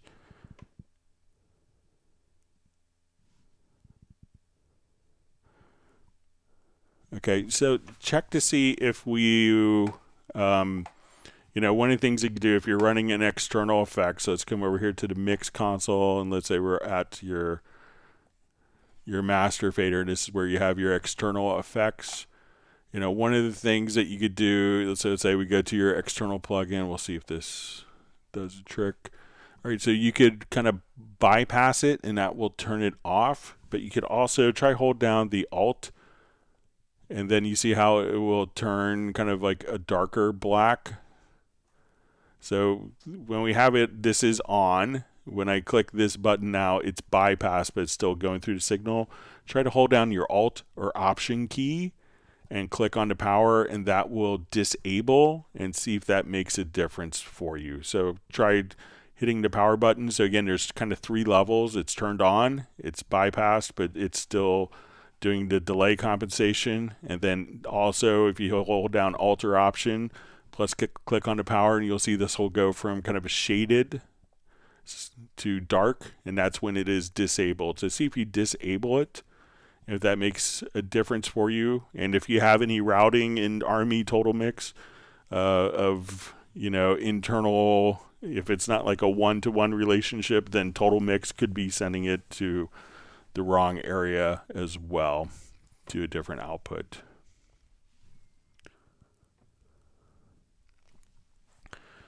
All right, so we see Dwight Cunningham checking in from the Bahamas. Sounds like a great place to be now. He just said, Greg, I want to say thank you for posting the video handling basics. I was able to produce a voiceover in Cubase 14 while watching the video. So that's great. Thanks for the kind words. Glad the video is helpful.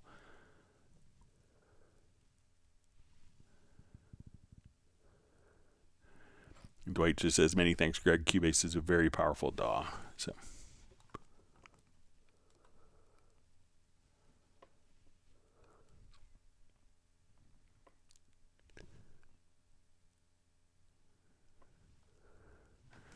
All right.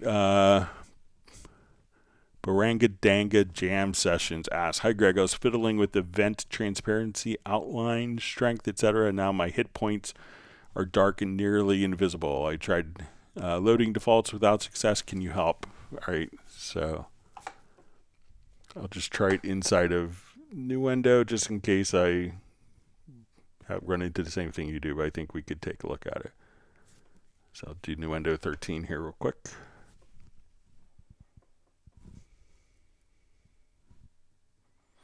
See, watch Addicts 12 has smashed the like button.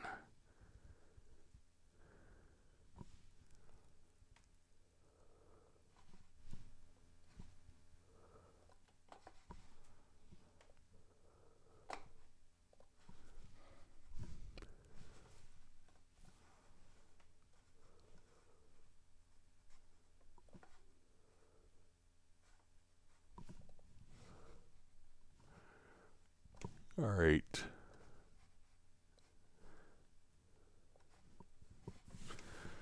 Okay.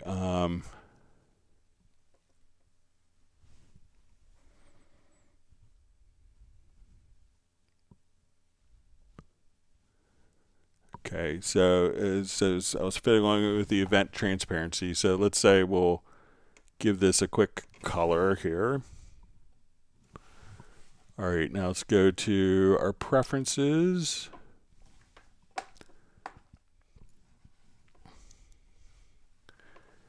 And so a lot of times, usually the defaults will take you back to where it was, but let's see. So some of it might be under event display. So let's say if we want to come over and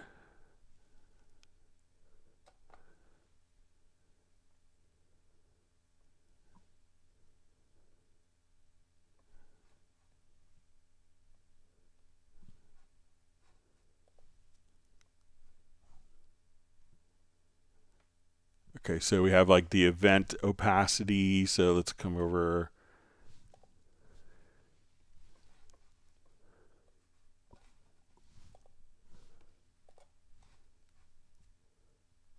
I'm sorry, not the event handling, but maybe the event opacity. All right, so now let's say we have something like this, and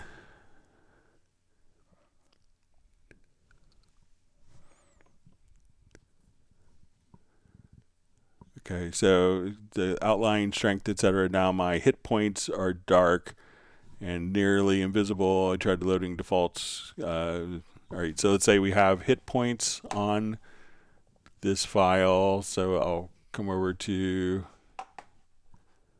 so let's say we edit the hit points. Okay, so again, if it's kind of looking like this and you notice that as we work on it, that the hit points in the project window, try coming over to, again, your preferences to event display, and you'll probably see the event opacity. And then if you just go to your defaults, this will do the defaults for this particular window. But if you want it to kind of go halfway, we could see kind of the grid line just kind of applied like that. So try, so it's probably going to be more under your event display. And for your audio, just make sure that you're hitting defaults for both of those. And I think that should take care of it for you. But if you want to, if you're still having issues and you want to send me a screenshot, you could email it to me at clubcubase@steinberg.de. I'd be happy to look at it.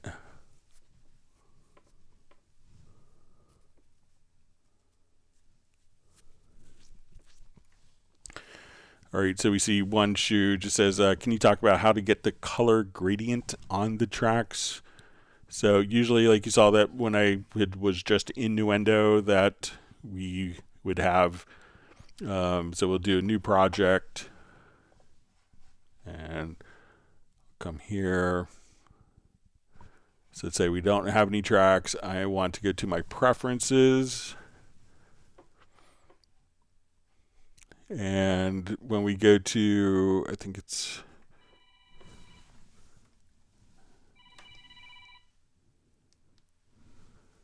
all right.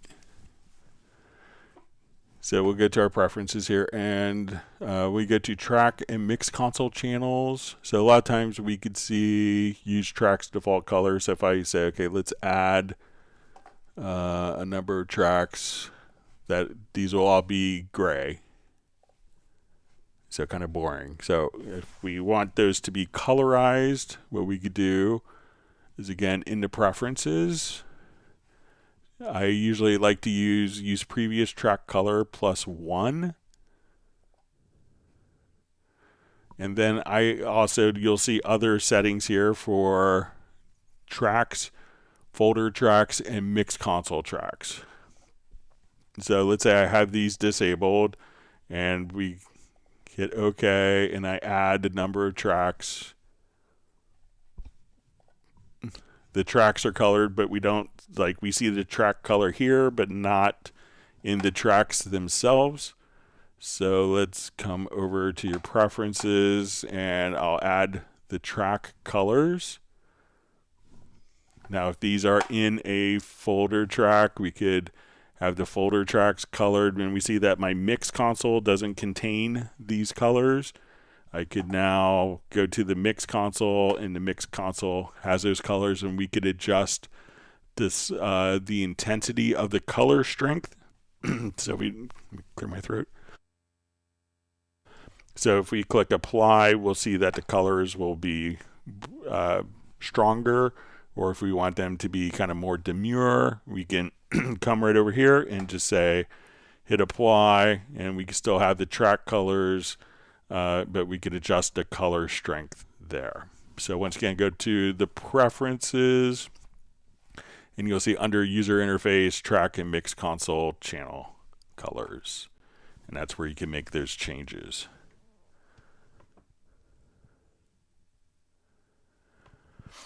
All right, the Reaper asks, from pattern editors, a way to make it so they're chromatic. I know you can make a MIDI part as an event, but what if you want to have a drum at a higher or lower pitch for specific notes? All right, so let's come over here. I'll just add like an instrument,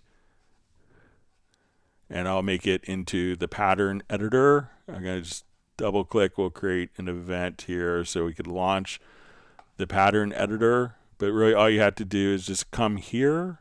And so this gave us, when we don't have like a specific instrument, it'll give us like C1 to F1. And if we wanted to right click to get rid of these, we could rename the lanes. We could also just remove. So if we wanted to remove this particular lane, so let's say I wanted to start at C3. So right click, we could remove the lanes, and I wanted to go chromatically. So I choose my starting pitch here. So we'll do C3. And then as I just click on the plus, it will chromatically add more of the pitches. So we can say, okay, let's go C3 through C5. And then we have 2 octaves that we could do. So, so create kind of a blank event, and then you could just choose to delete that, and now you could have chromatic notes within the pattern editor that you set up just by clicking on the little plus sign here.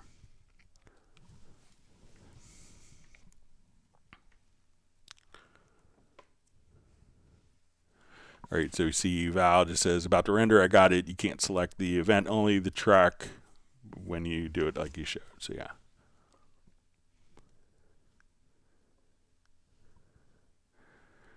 All right, it's wonderful to see Charles K checking in from the UK.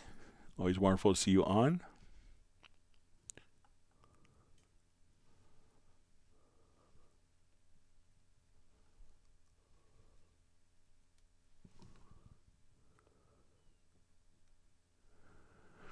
All right, so we see from your favorite color. Question is there a reverse quantize? Like after programming perfect drum parts, is there a way to soft quantize, reverse, pulling everything slightly out of perfect time? So yeah, so there's a couple ways that we could do this. So if we're doing like a drum part,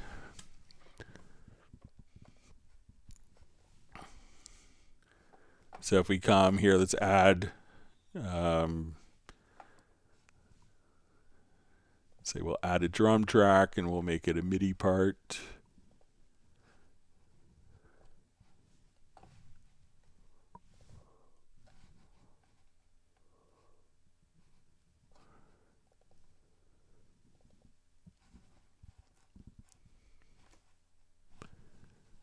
All right, let's see if we get the drum map from the instrument here.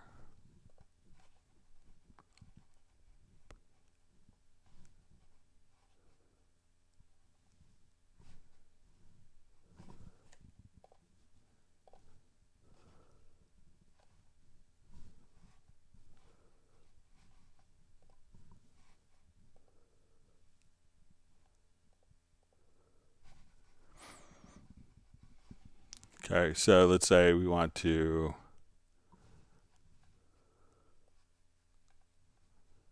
come over here. Let's just put this into a quick loop. So let's say we want to go to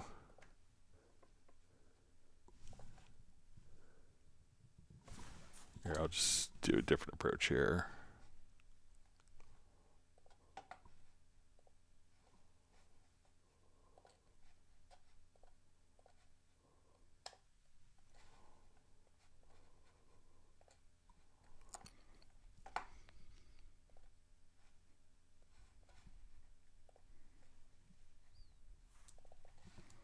Okay, so we have some sounds loaded up. We will take this and let's create a drum map from the instrument.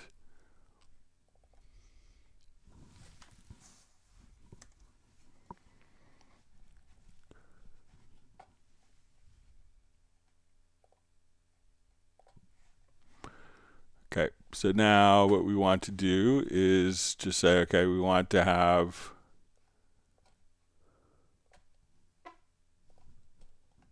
let me just get sounds here. Okay, so we're going to say, let's go to C1.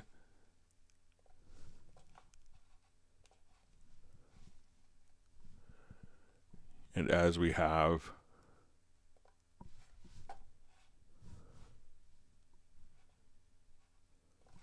just see if we have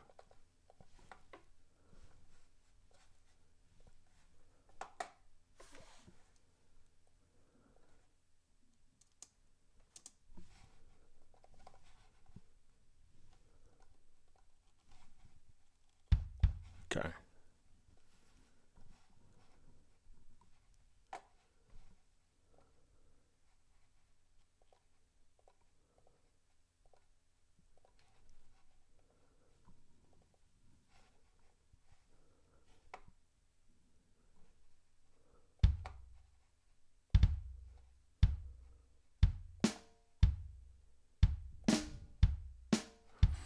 All right, so say we're going to do kind of totally generic.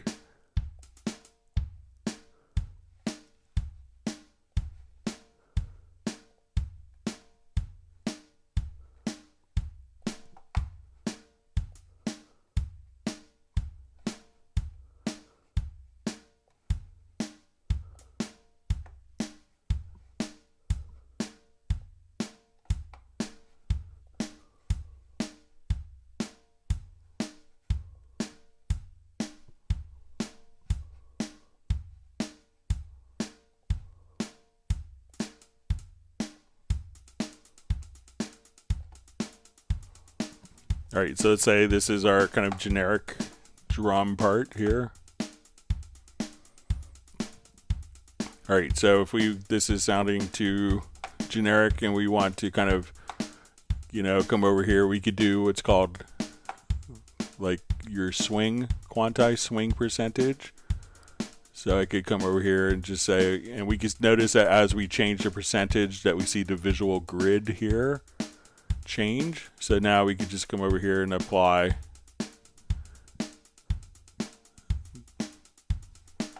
and we'll just slow down so you can hear kind of the groove.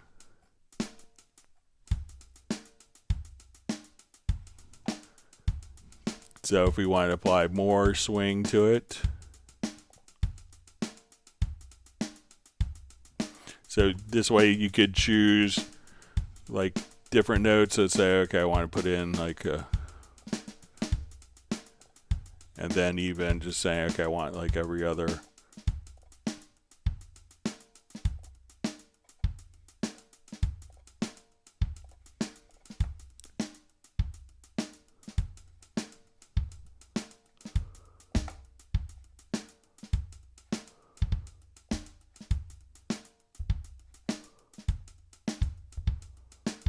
And we could throw in a couple like stick drags here.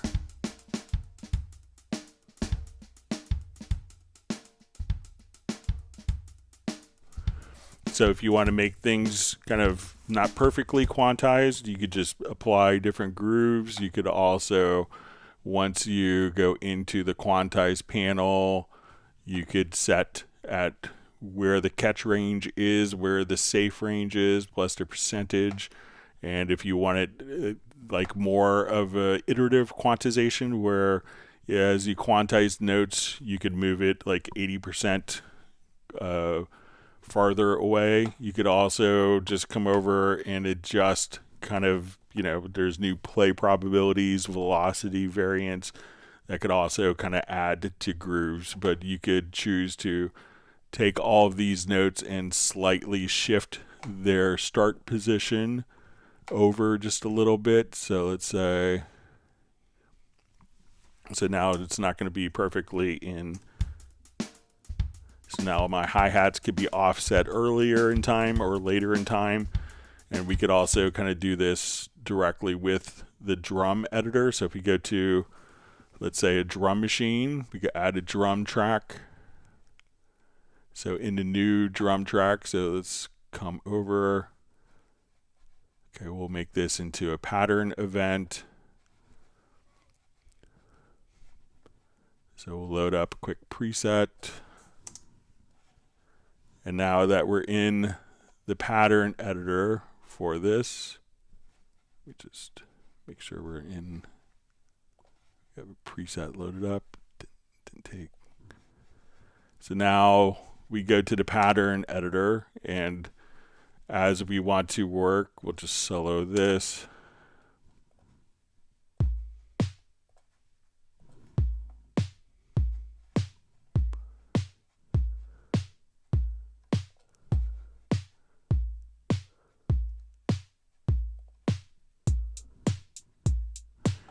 So if I want to take the hi-hats here, so let's say, okay, let's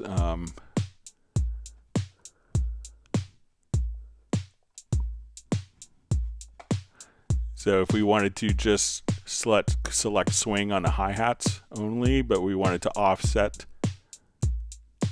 them so that they play back earlier. So we could do that on an individual basis as well. So if I want to come over, let's say we'll show you some cool things you can do with the hi-hats here. So let's say we just put these in.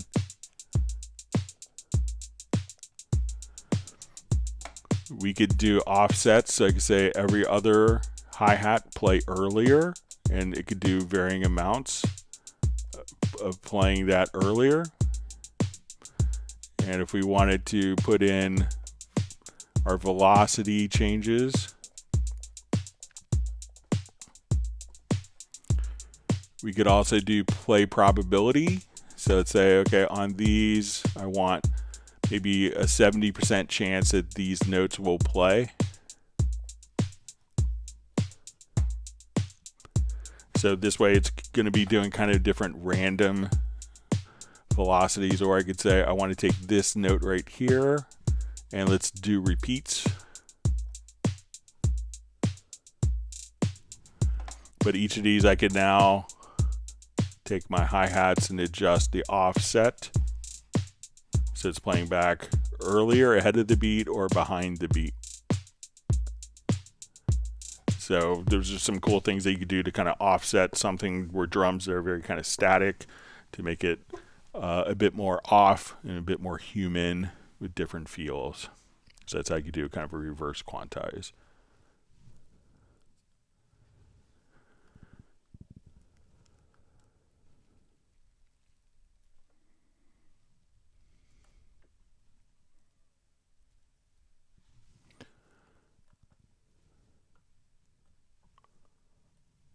All right, sorry, my chat field jumped.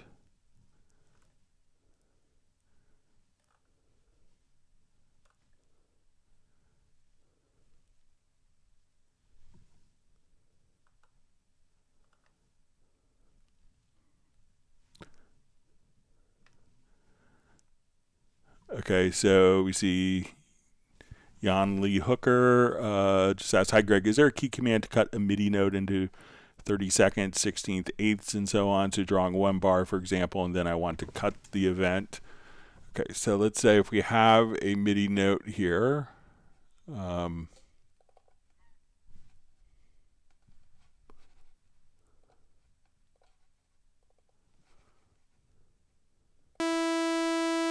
All right, so that's not the most exciting sound, but let's come over here. So if we want, I'll just make this larger so we can see it better.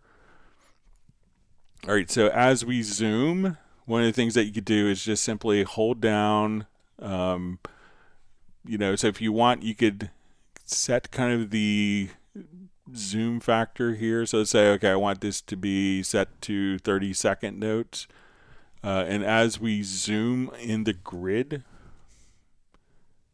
so I could now just hold down the pencil tool and just hold down the Alt or Option key, and now we could split it into even intervals. So we say, okay, I want to split this into 8th notes. I want to hold down the Alt or Option key and split until the next note. So this way we could take one particular note, just go to the grid here, hold down the Alt or Option, and you could do even cuts of your notes.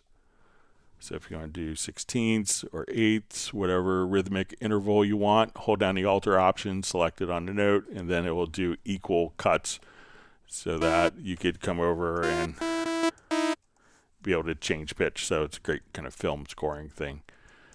It's a good hand zimmer trick. So again, just hold down your Alt or Option with your scissors tool, and that will evenly split the notes, just like that.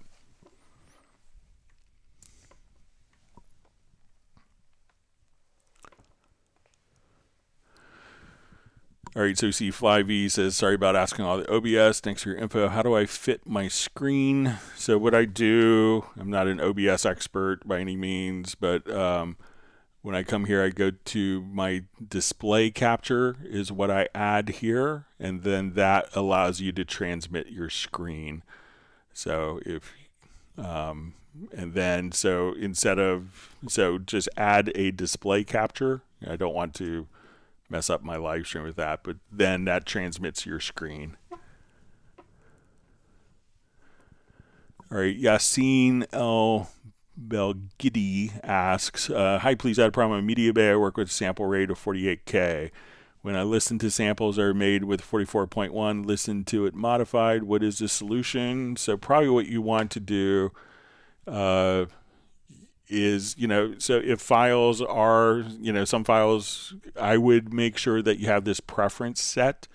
So if you go to editing to audio, you want to just come over here on import audio files to convert to project setting. So, but usually you should be able to, you know, like most of the loops that you do will automatically, you know, so try to make sure you have convert to project settings on there, and I think that will solve the problem for you.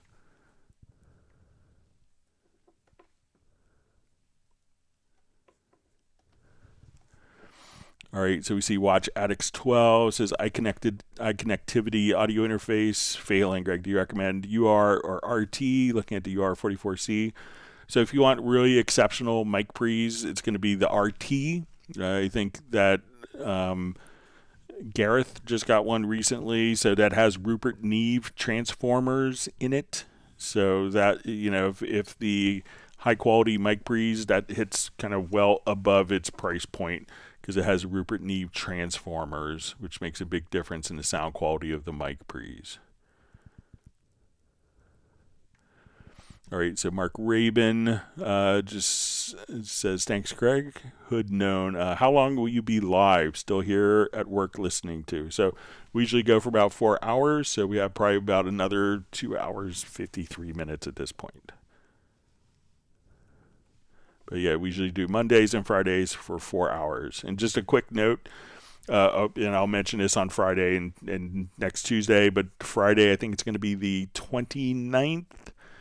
We won't be doing a live stream. That's a holiday here in the United States. So our last live stream of the month will be 1 week from today.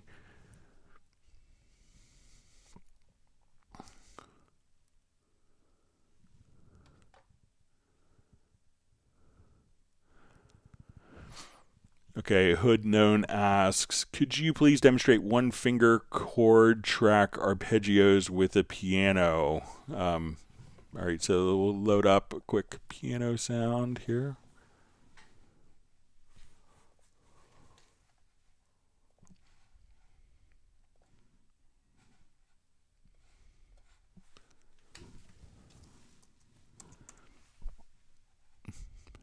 Okay, there's a couple different approaches that we could take.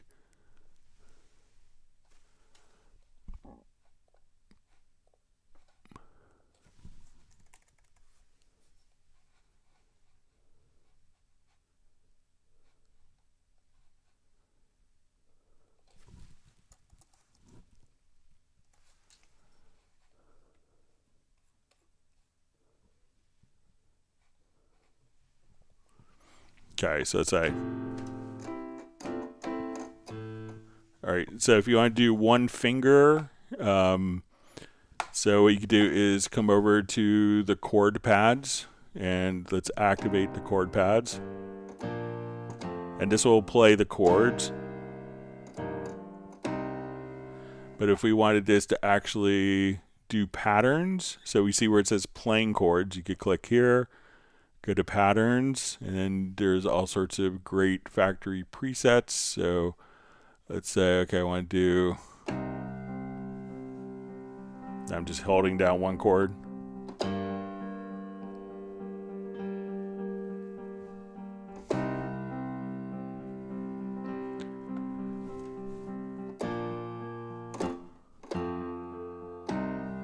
So let's say now I want to just come over here and pretend I could play. So put on the metronome.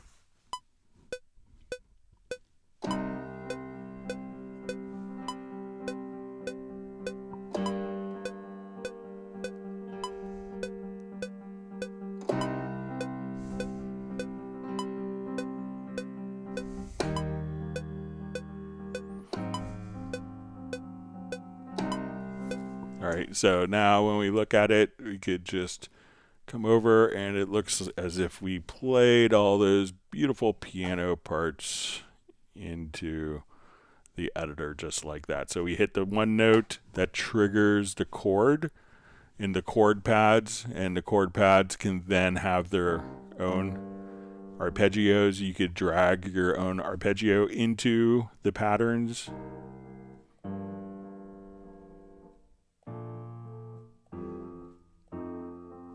So if you need to do one finger, just do that. If you could play the chords, you could also use like an arpeggiator plugin. So if you could just come over here, you could just say, okay, let's go to like an Apache SX, and I could do that. But there's also cool presets in here. So let's say, okay, I want to do piano. So let's do maybe a funky piano. So if you play the chord,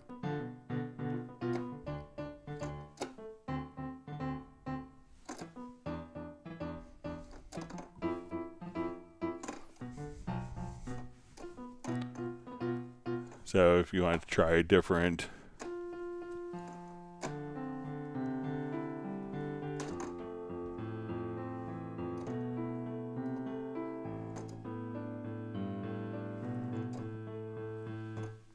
So you could also, so if you want to play the actual chords and have that arpeggiate, you could do that. And again, you could drag and drop your own patterns directly into the Apache SX plugin as well.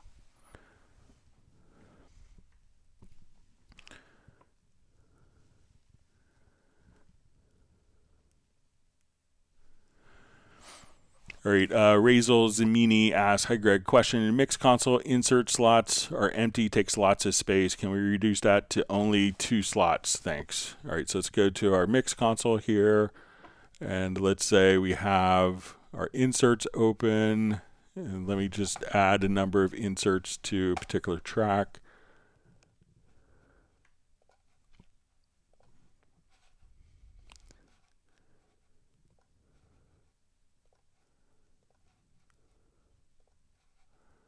All right, so you may notice that mine are kind of not exposing. So if we go to the inserts, I think if we right click, we could click on show available slots for inserts, and this will show 16 empty slots, which could sometimes not be what you want. But if we right click again, we could uncheck show all available inserts slots for inserts right there, and we could do kind of the same when we go into the inspector.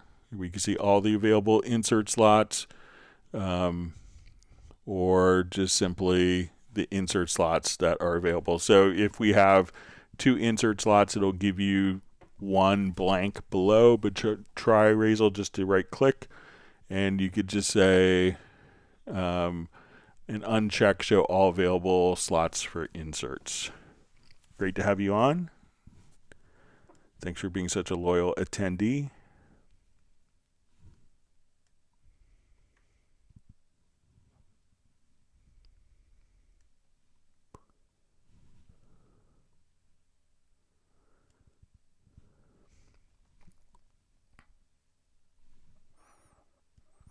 Okay, so we see from Tireman Guitars, I have a suggestion for Cubase 15. Could you make all sends into faders that are controllable on the mixer? It could save so much time. So there are ways of doing it, and if you look on the Cubase YouTube channel, you could use the MIDI remote to do it. So if you do have a MIDI remote, there are ways to kind of flip the sends down to tracks on your MIDI remote.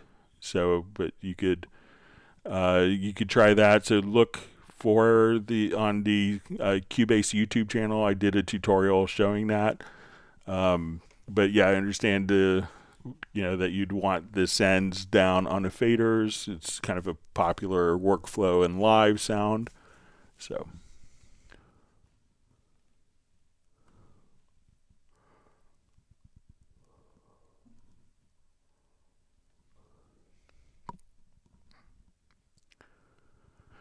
Okay, so we see Joman M. John. Best way to transfer instrumental tracks along with MIDI data from one project to another in Cubase 12. So probably the easiest way to do that is to come over and say, okay, I want to do a file. We'll go to our file menu, go to import tracks from project. You could select a particular project here. So let's say, okay, I want to come. And then I can say, we'll see, okay, I want to select all of my tracks. And at this point, we could choose to copy the tracks without the events or include the events if we want to replace all events, if we want to add events or create new track versions, we could do that. And now, as soon as I do that, we could have all of those tracks automatically incorporated. So come over to File, to import tracks from project, select a project. You could select all, choose what you want to import, and then you could merge projects together quite easily that way.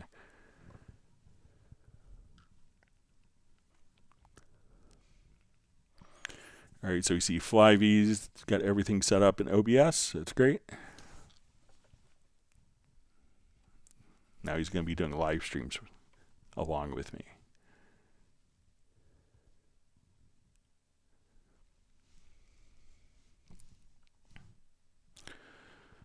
All right, so we see from Tireman Guitars, is there a way to, I'm sorry, from Cornell, who asks, is there any way to map the Media Bay preview volume to a MIDI controller, or is it still not a thing? So I think it's actually just the control room volume. So let's see if I come over here. I'm going to right click. We'll go to the MIDI remote. I will apply the mapping. Just unplug this. I'll just use another MIDI remote fader here real quick. Get it connected.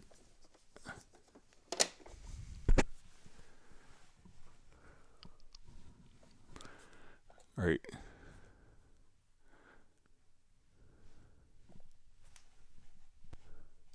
All right, so I'm going to connect it to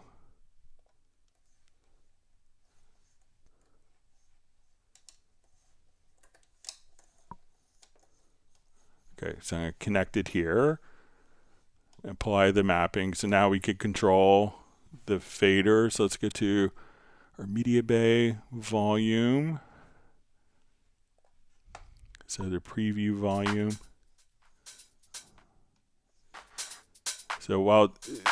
So that's adjusting the volume with the, let's see if we could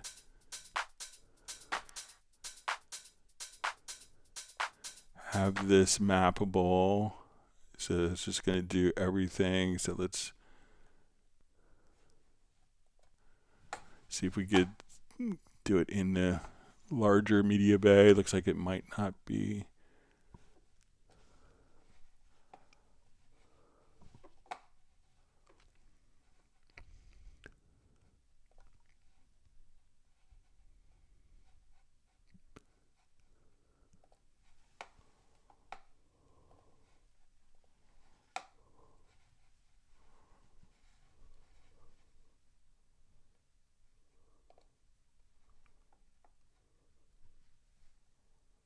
Yeah, it doesn't look like it's assignable to do that. So, but I'll mention that to them. Could be a handy addition.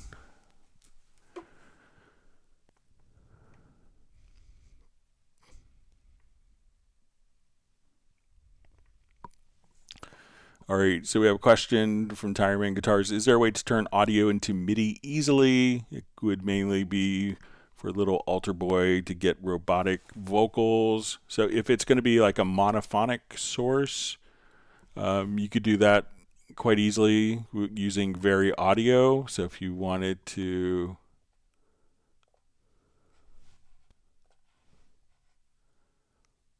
so if you want to take like a voice part, so it's not intended to work with like, you know, piano and guitar chords, but if we want to come over, so say I take this and we go into Very Audio, we could now come over to the functions, and so let me turn this on. So we do our analysis of it here. We get to functions, and we could extract MIDI. So we could place it on the first selected track, or we could create a new MIDI track. We'll hit OK, and now our MIDI data can automatically be extracted, just like so.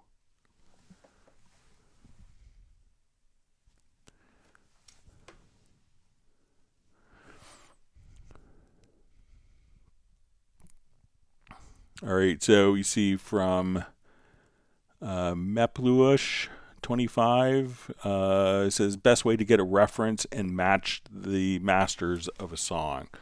All right, so I like to use the control room for this. So let's come over. Let's see if I have this project. Should have it.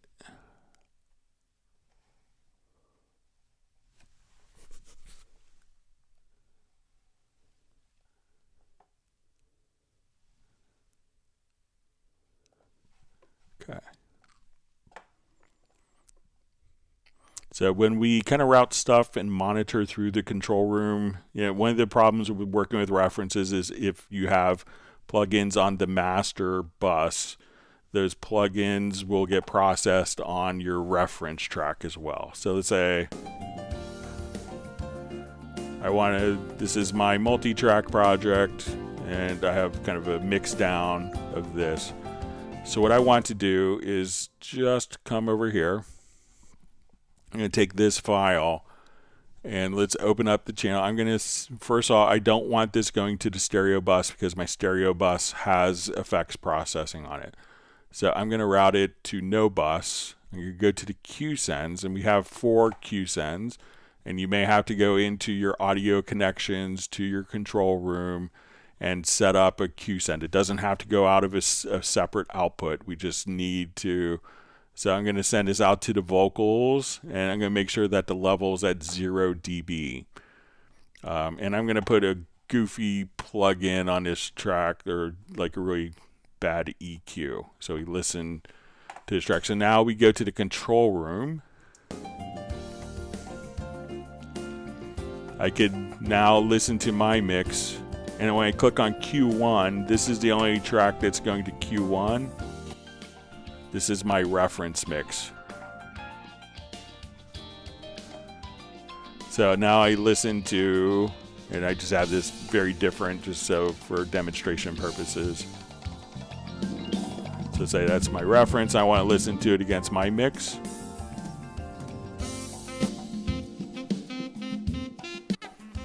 So if I'm here, and let's say on my master fader, and I wanted to put something horrific, let's say a flanger on the master.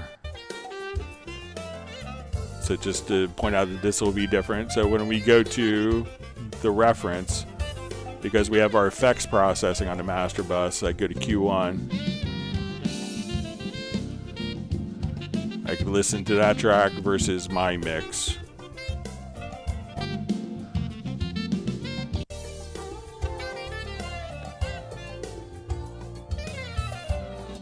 So that's an easy way. So take the track, make sure that it's not going to any output, send it to a Q send that was created in the audio connections control room. And you could right click and add a Q send. Send that track to the Q send at 0 dB, and then in the control room switch between the Q send and your mix. So this is your reference, this is your mix. So great way of doing that. All right, wonderful CJVI on.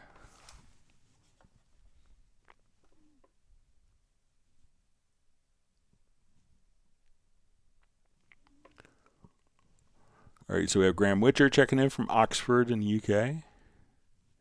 Thanks for joining today. Hope you're well.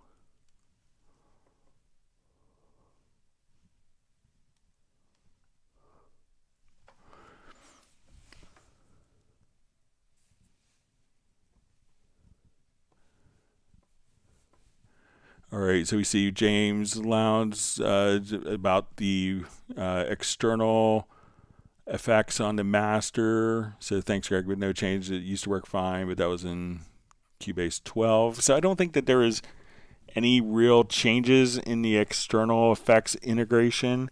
So, it'd be interesting to see if you open up Cubase 12 with the same total mix routings, if that makes any difference. Also, if you have your direct monitoring on, you could try to toggle that to see if it makes a difference as well. So if you come over here to your studio setup and select your audio interface, see if you toggle the direct monitoring status. But sometimes with total mix, it's incredibly flexible, but that leads to often flexibility comes with complexity as well. So.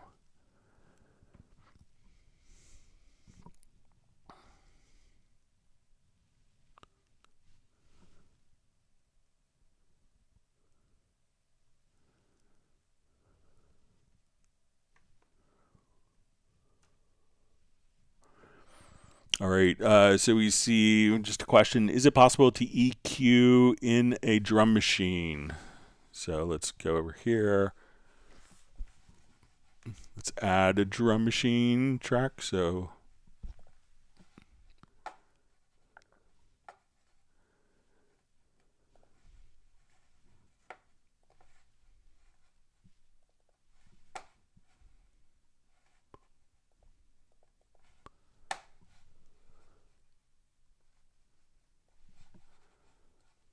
all right, so now let's say we go to the drum machine here. All right, so we'll come over here. So let's say as we're playing different tracks, let me just take off my flanger on the master here.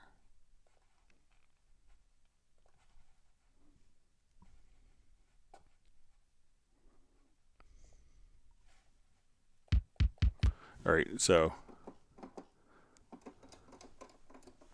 let's say as we are playing these sounds, if you just go to like the pad and FX, you'll see EQ here. So if we turn on EQ, this could be for each individual sound.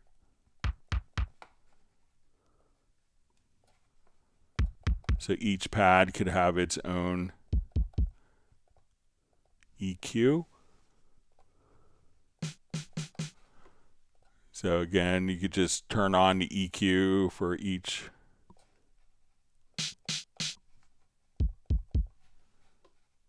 and see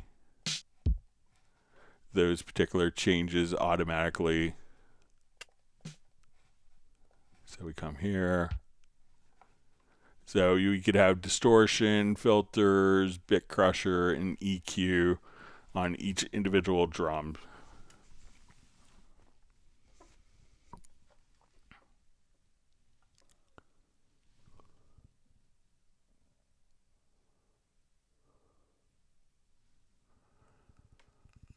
All right, Pete Franco, see James is also mentioning with his external effects, says even when I delete the effects, something is muted to signal to the interface. All the meters are going on Cubase, just no signal coming from the speakers. So it'd be interesting, James, to see if you did it not on the master output, but if you did it on another track to see if you have the same results.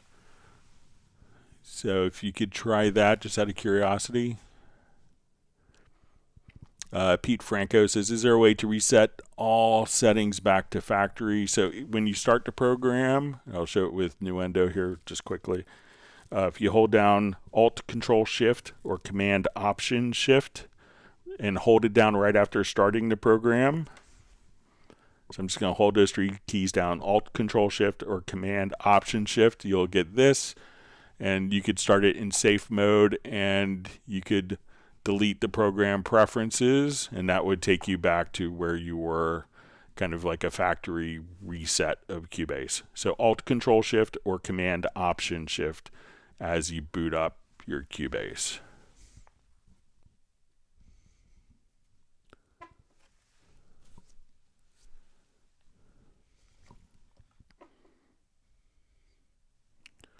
All right, so we see from Baranga Danga Jam Sessions, great name. It says, thanks, Greg, we'll do that.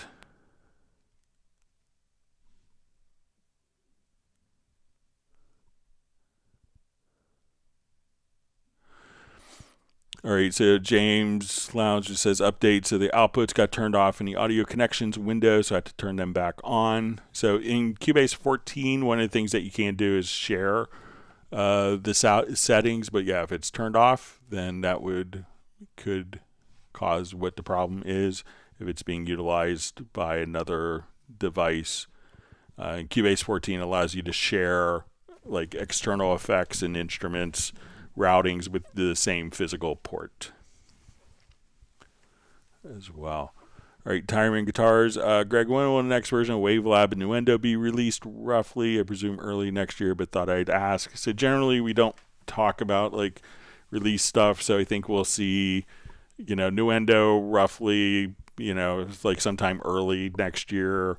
I don't think, Wavelab is not in the same cycle, but, I'm sure that there will be an update coming, but, they often don't tell me when stuff is coming out just because they know I talk to 10,000 people a day on live streams. But from Cubase to Nuendo, it's usually a couple of months. Wonderful to see Matt Elston on. Great to see Da Vinci Girl, Daniela great to see you on.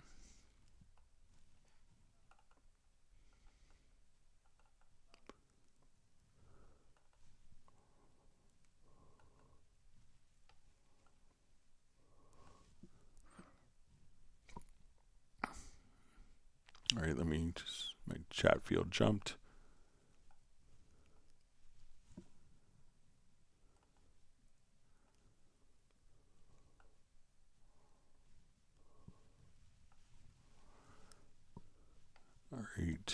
All right, so I'm back where I was.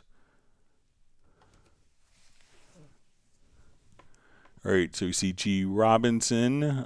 Just says, Greg, thank you so much for your live streams. New user here, Cubase 14. Once I get my user errors out of the way, look through your live streams, I might be able to really understand this beast. Well, we're here twice a week answering questions. And congratulations and welcome to the Steinberg family. And we hope to see you on many future live streams. And so you get up to speed quicker and get your questions answered.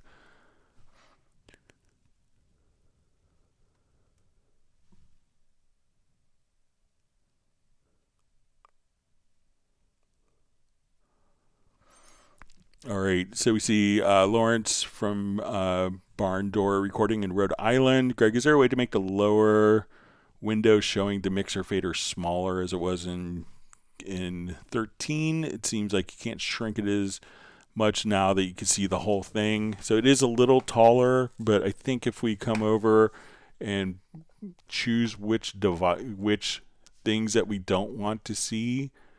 So if you wanted to see just the channel, in the sense that you could shrink this down pretty much to the same size of what it was. So if you click here, you could have go to the setup Windows layout, and now we could pick and choose exactly what functions that you want to see. So I think you can get it to pretty much the same height. It may show you more stuff by default, but you could turn those off if you have lower amounts of screen real estate to work with.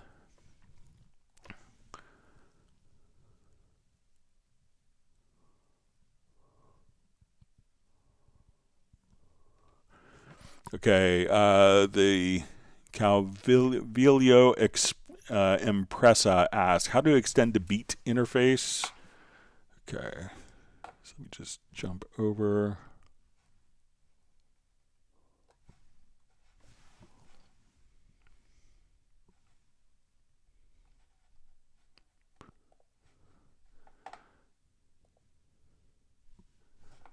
All right, let me activate this.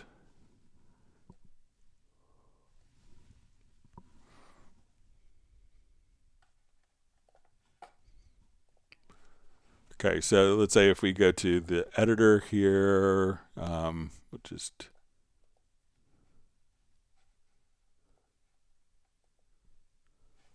all right, let me just add all right, so we'll do a pattern event here.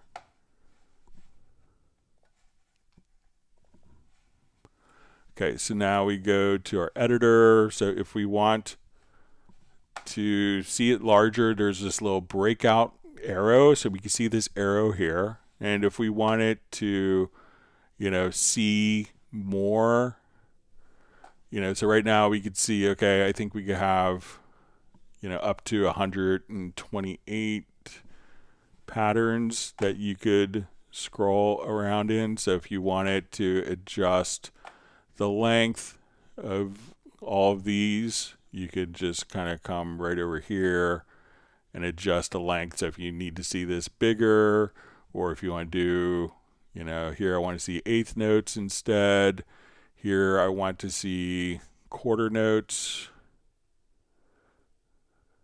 So I could just say, okay, let's make quarter notes, but I want to see more of these. So you could just extend out these different functions right there.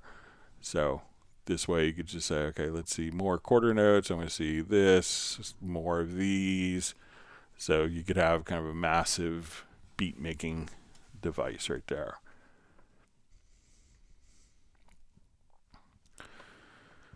Right, Calvilio Impressa asks, why are some of my instruments not showing up in the search engine of Hallian?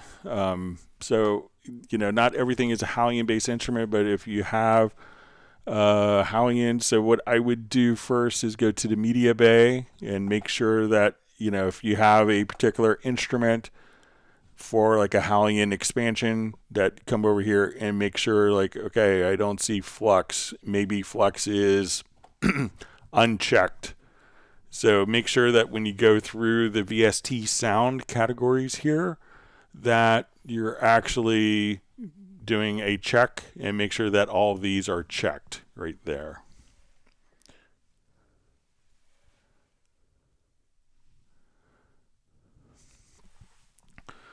All right, hello, in Cubase 13 there's an option to change the order of the options in the lower zone, MIDI, editor, chord, etc. Is there an option in Cubase 14? All right, let's take a look. So I think if we just go to the lower zone here.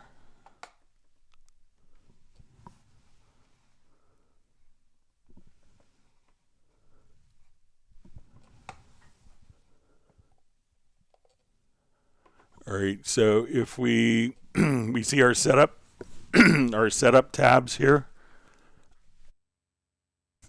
All right, and let's see if we can move these up. So yeah, you can just kind of drag these. So try going to right-clicking on it, and then you could drag. I'm just gonna get a quick glass of water to drink. Hang on.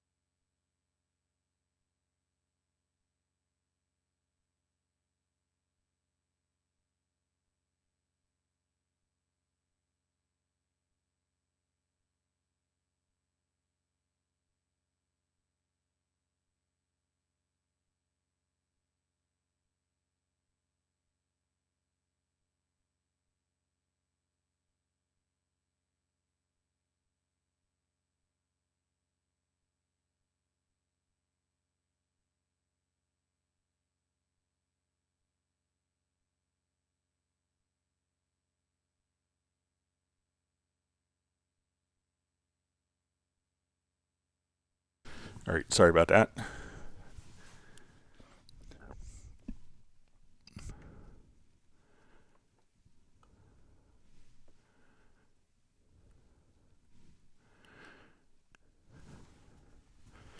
All right, so we see from Watch Addicts 12. Oh yeah, I heard you had a major Black Friday announcement to make today. I'm on the edge of my seat. Can't wait. So yeah, so I don't think there's an announcement today, but there's likely going to be some type of Black Friday or end of November promotion.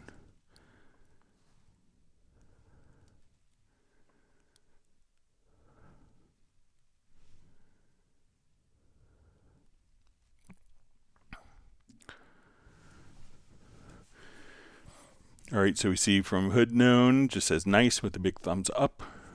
So we see Bratman Studio. Hey Greg, is there a way to use an internal effects like a reverb or delay on an external MIDI channel? Seems I only get the MIDI verb or MIDI delay, but I can't place the cool internal verb on my 2600.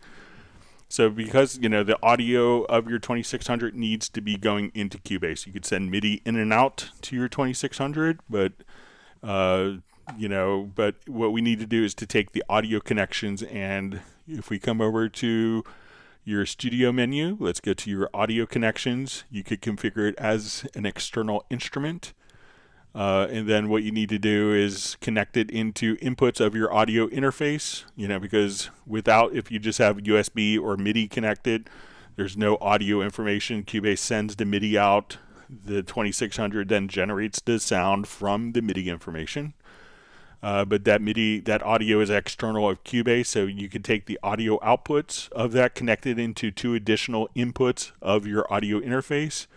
And then when you go to add an external instrument, we could say, let's add an instrument. You could choose an external instrument, such as, let's say, Korg. And once you do that, and you do the routing for the MIDI, at that point, we could just now apply your standard VST effects and EQs like you would for any other internal instrument. So we have to get the audio output from the instrument back into Cubase.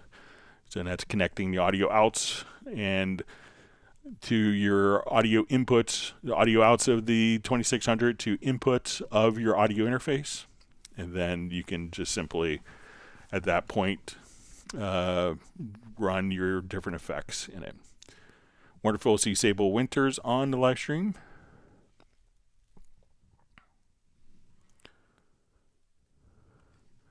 All right, so I see a question. I think it's in Spanish. Let me see if I could translate it quickly here.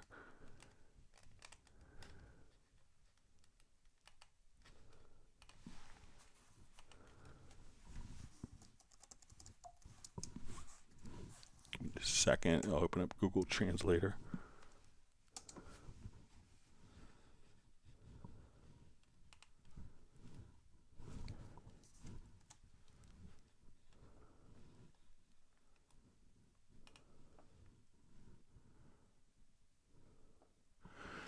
Okay, so just see this question in Google Translator, which may not be accurate, usually okay. It says you'll receive information about how to save a project with Studio One with Cubase, not in advance. So if you want to import a project from Studio One, you could save it as what's called a DAW project. So since we have a lot of Studio One users that are switching to Cubase, we'll call it graduating to Cubase, we can now come up and we could import, and this is in Cubase 14, a DAW project, and we could export a DAW project. So if you need to do file interchange with Studio One, that's a great way to do it.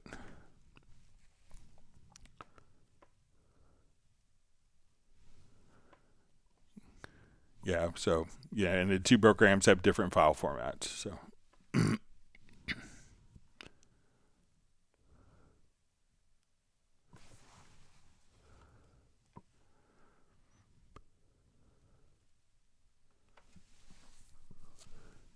see Cornell just says workarounds using the control room. So yeah, for the reference files.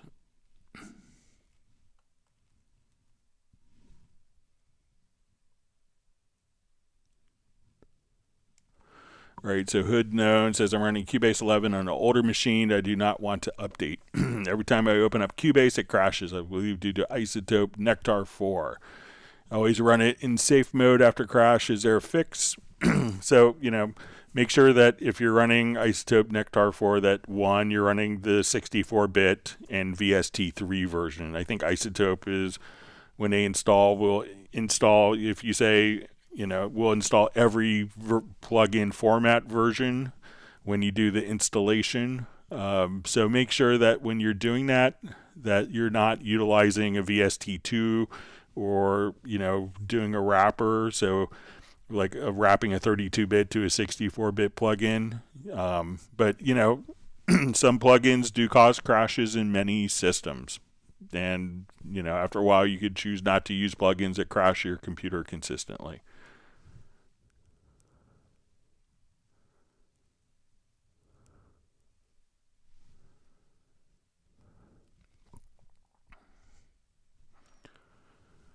All right, C-Mac Productions. Sorry, let me clear my throat again. Now that dragging in the mixer window now moves tracks around, what is the shortcut for copying all settings to another channel? All right, so let's say,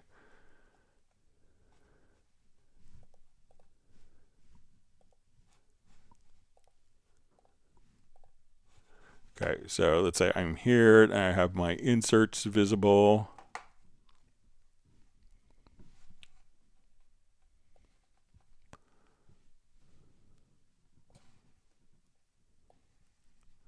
Okay, so if I want to copy these, all you have to do, I think, is we could just drag this, hold down the Alt or Option key. You'll see it turn into like a plus symbol when we just kind of drag the inserts over.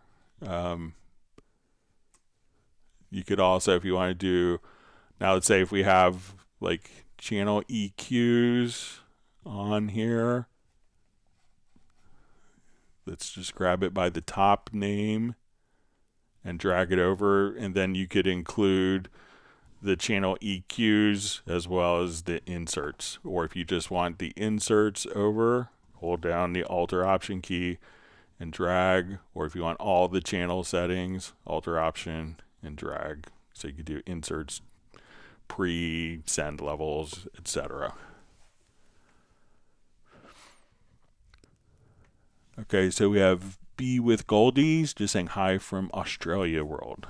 So one of my favorite places I ever visited. Thanks for joining us in the middle of the night where you are.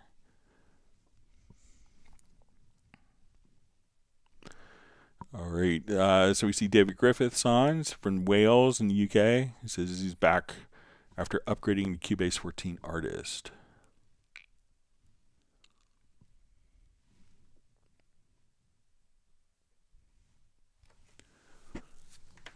All right, David Griffith's question is, sorry if it's been asked before, so you could ask any question you want. So it says, when using Groove Agent in the pattern editor, clicking create drum map from instrument only populates a few of the sounds. All right, so let's take a look. I'll run just to do instance. I assume this can be from the full Groove Agent.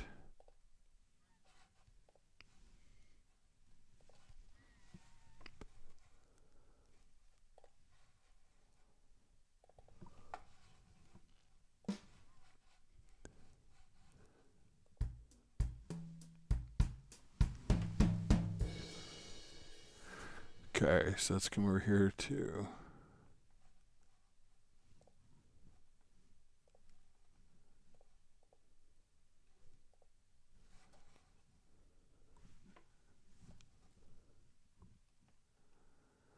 okay, so it looks like this is, so let me just make sure. Okay,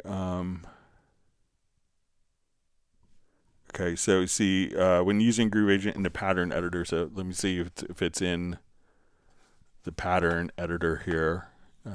So it's probably maybe the new pattern editor. Sorry if I went down a wrong path for you, David. All right, so let's go to our instrument. Here I'll add a Groove Agent, do SE, just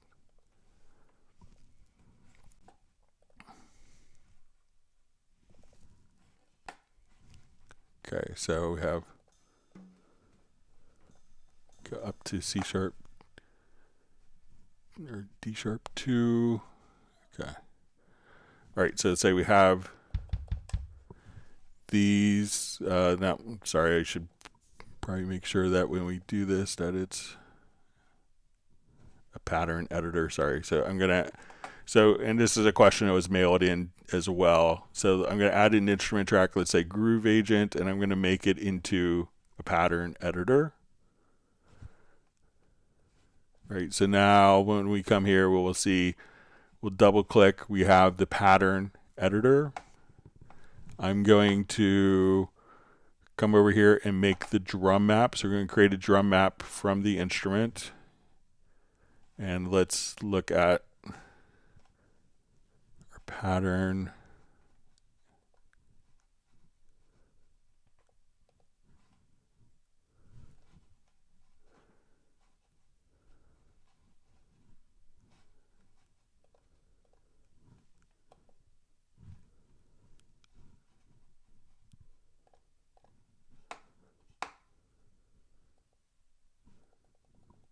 right, let's see if we just add additional slots.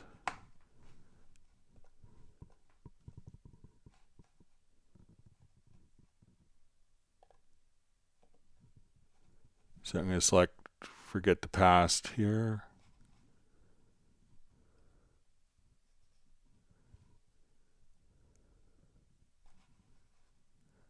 Yeah, so it doesn't look like it's automatically generating, like loading up the drum map here.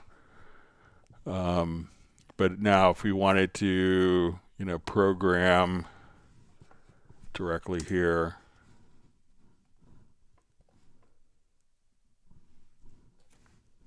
I will erase this particular event. But yeah, it doesn't look like it's carrying over the drum map, but I'll just try brand new on a new project where there's no confusion with multiple drum maps. Try it here.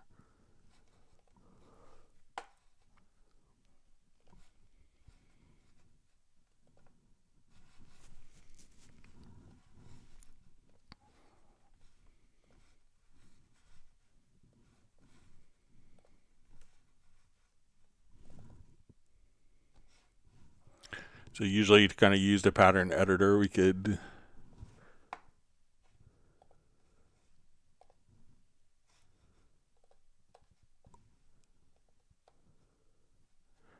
create kind of a blank part, and then when we go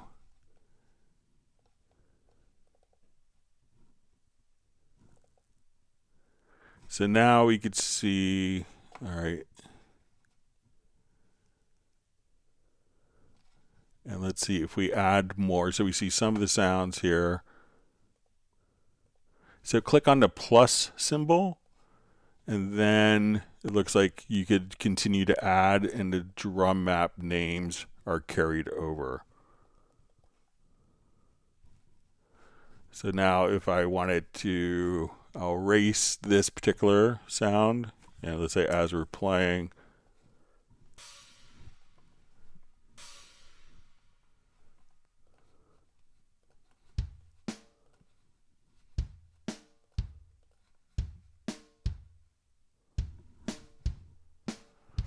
so just try clicking on the plus sign, and that will add the sounds and then carry the names over. And now we could just kind of program so if I want to just do this, and we'll say, okay, let's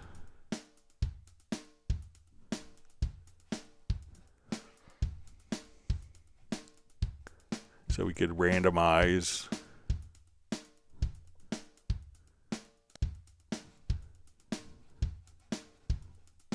and still have access to all of our groove agent sounds.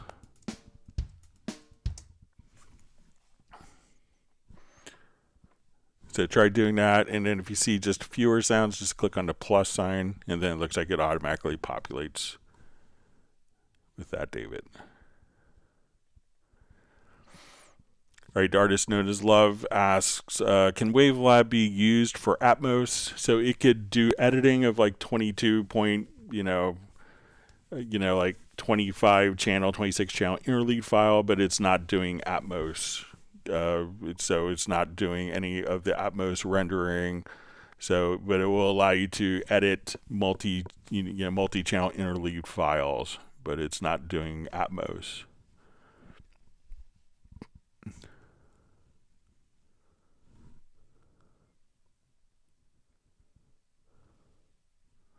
All right, Michael B asks, how to modify tempo track in part of a song. I have a project with tempo track, which is synchronized in verse and chorus, and second verse is unsynchronized because I delete some ranges and parts of bars. Question is, can I modify the tempo track of this part without changing the position and length of all the MIDI and audio tracks? All right.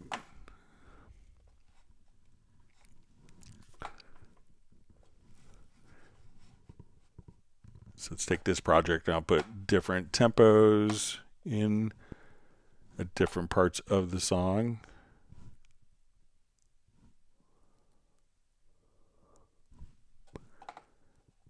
Okay, I'll revert.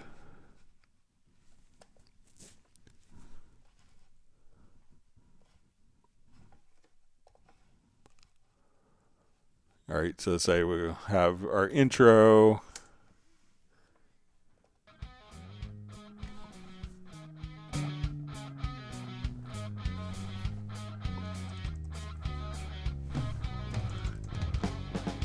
All right, so let's say at a measure 12, I want to do a tempo change. Okay, so I want to come over, let's add a tempo track. All right, so we're currently at 100. I'm going to go to my tempo map here. And it could depend on, like, you know, when you're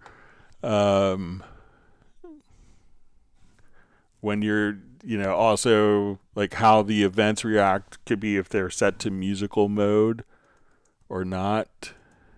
So let's say I want this to go to 100. We're going to add a tempo node at the start of the song here of 100.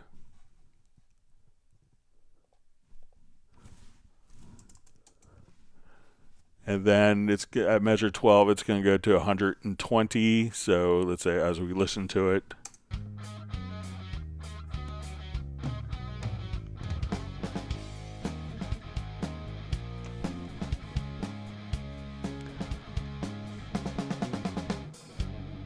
So let's say at measure 16, I want it to go back down to 100 beats a minute. So I can put in a new tempo node here.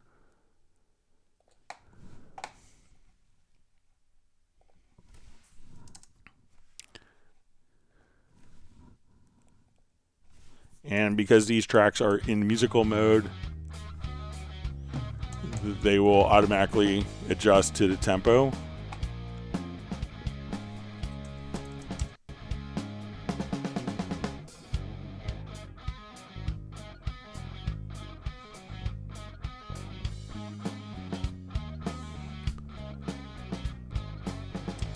All right, so let's say now at measure 20, I want it to be at 110.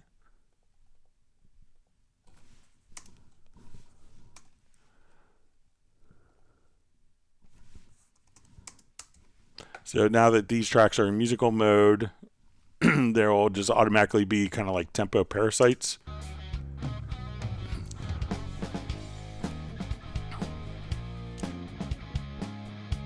Now it's going to slow down to 100. Then we'll go split the difference.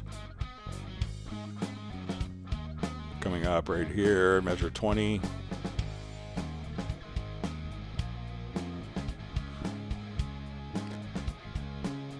So then all of your audio MIDI, so just make sure that your events themselves, so select all of your audio events and make sure that they're in musical mode, and then they will automatically conform to your tempo changes.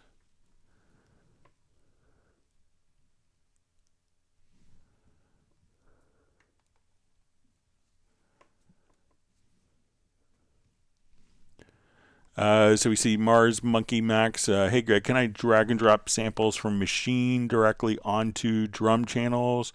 I apologize, I haven't tested it yet. So I don't have machine or any NI hardware, so I can't really test it, but I know that you could take anything that's in your media bay, and if you have samples that are readily available within your media bay by just, you know, coming here to your file browser, that you could take any audio file that you want and just drag and drop right onto a drum pad in the drum machine. So it may have to be from media bay. So I'm not sure if, you know, they are kind of protecting their samples by only using it in machine, or if they're separate files. If they're separate files, then it should work without any problems. All right, JVI is this question: how many cores can Cubase use and Hallian? So they can use as many cores as you give it, I think, with Hallian. So if we open up Hallian, we could set Hallian up to be multi-core aware, and I think they generally advise setting it for like 2 cores less than what you have. because obviously you're going to be using Cubase as part of it. But when we come here to Halion, and we go, let's say, to our normal setup or to options, we can just come over here and multi-loading, multi-core setup here. So I think I have 10 cores in my system, so you could set it for all of them, but ideally you'd want it. I think they advise on Halion for 2 less cores than you have, because you're obviously using, but if you have as many cores as you have, Cubase will utilize. All right, so we see Benny says, Greg, it seems like you missed my question. Sorry if I missed it. Let me scroll back and see.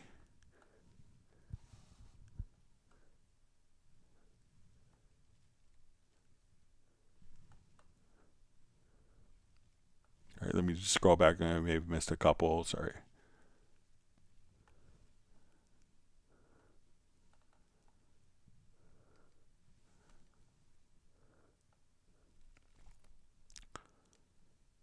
Just scrolling back. I don't see it for like the last hour. So, Benny, I'm sorry if I missed your question, but just feel free to ask it again. We just...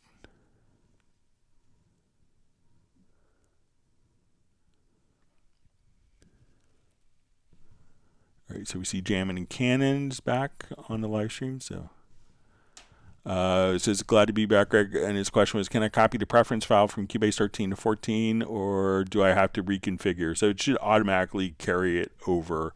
So your preferences from 13 into 14. So, but you can manually copy it over.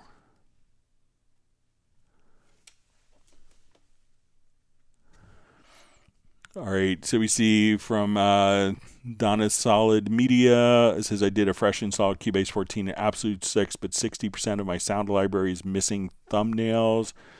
Is this a bug? You know, check to make sure that you get the latest, and you could get it from the downloads area on the Steinberg Media Bay. Get the on the Steinberg website or from the download assistant, but maybe if you reinstall the Media Bay separately, that would probably fix that for you.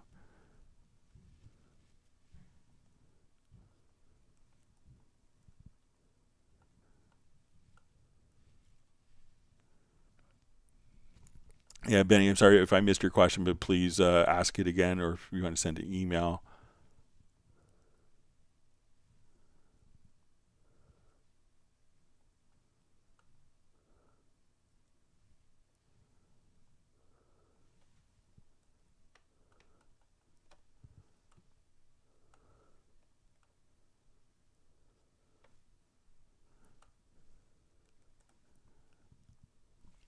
Okay, sorry, I'm just...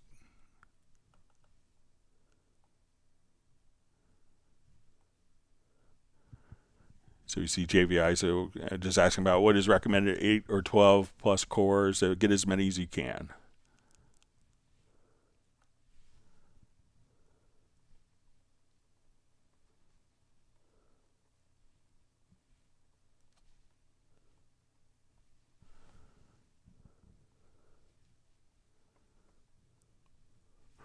All right, so Michael B says, is there a way to select loop, which I can skip while playing and then easy cut out this loop with some shortcut? All right, so let's say I want to skip a section of a song.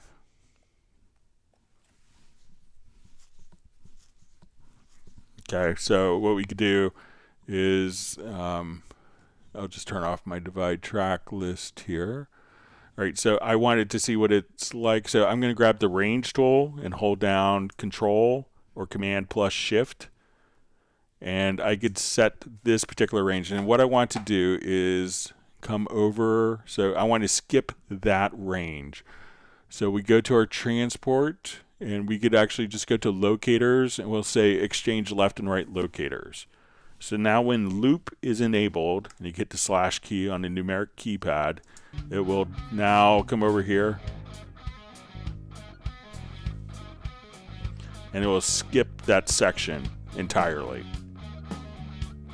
So again, what it's going to do is just, I got lucky with that edit. So as we play, because the locators are reversed, it skips that. Now, if we want to delete that area, what we could do is, since that range is selected, go to range, and then you could just say delete time, and now it'll make that edit for you.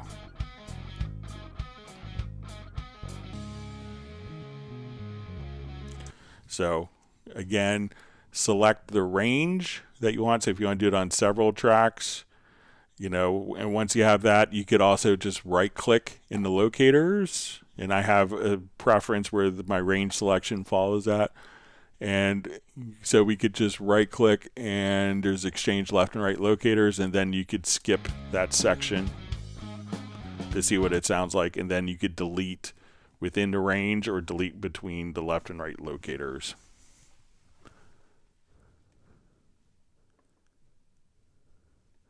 All right, great to see Mars Monkey Max on.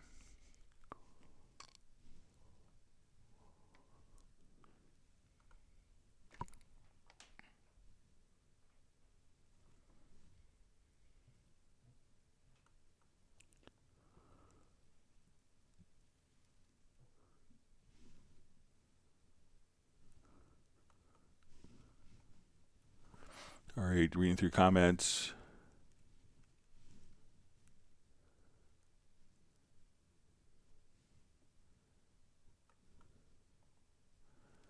Okay.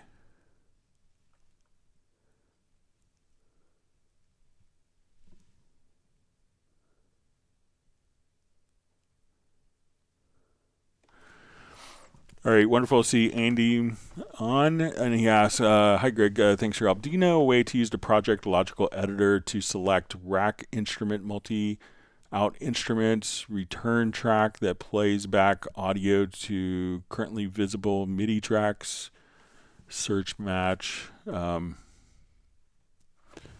so let me just set one up here.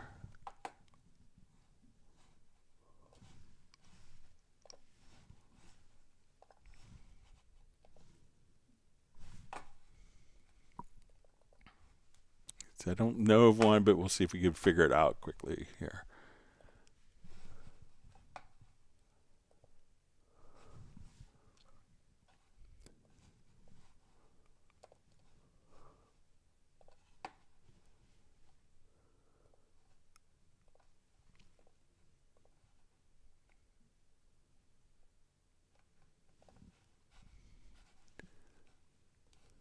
Okay, so I'll just load a couple different sounds in here.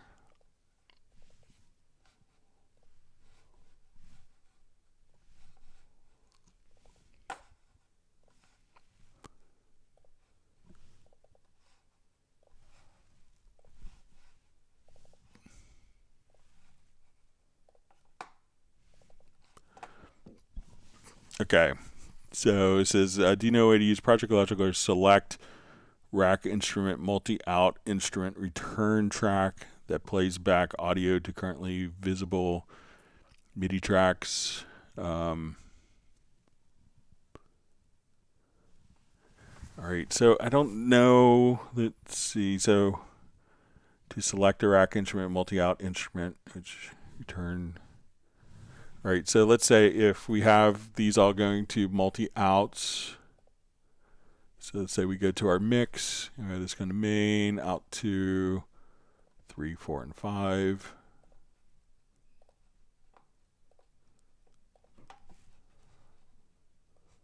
Okay, so now as we play our different instruments here,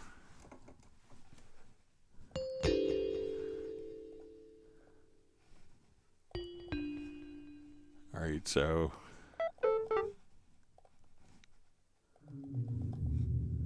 all right, so this is automatically updating. All right, so you want to select the rack instrument multi-out instrument return track that plays back audio to currently.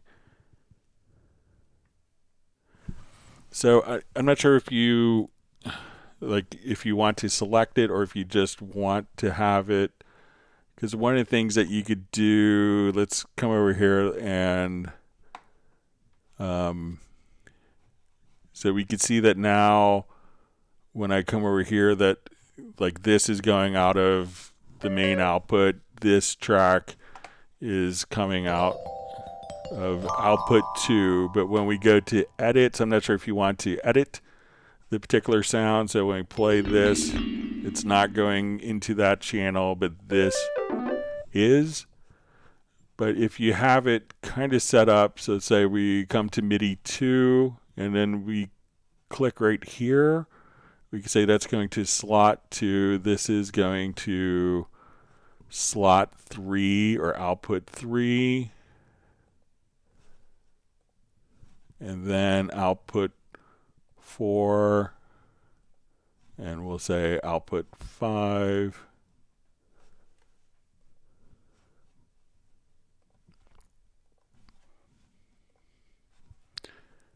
So if your intention is to immediately be able to kind of jump right to, so I come here and we play this particular instrument, sorry, that when we go to the edit channel settings,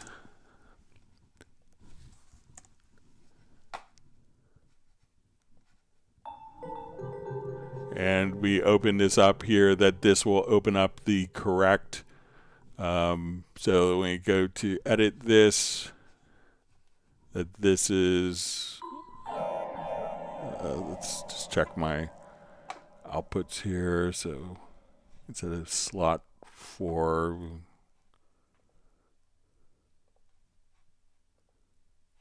see if that's the right.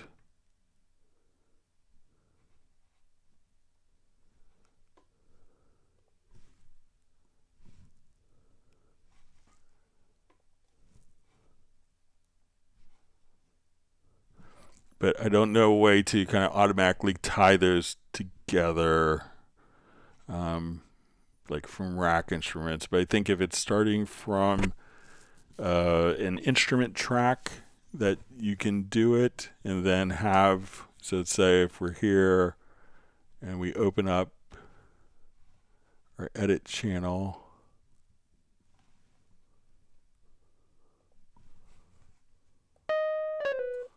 so this will have our channel here, this will play.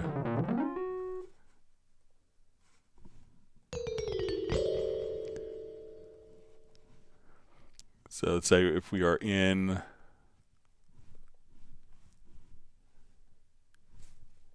MIDI 1 with the alto glockenspiel,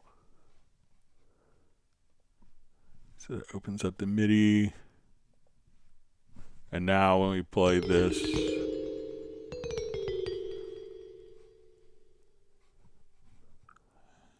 I think that there is some way, but if you want to send me an email, Andy, I'd be happy to kind of play around with it some more. Sorry about that. Okay, Mars Monkey Max says he likes the mono switch as a pleasant feature.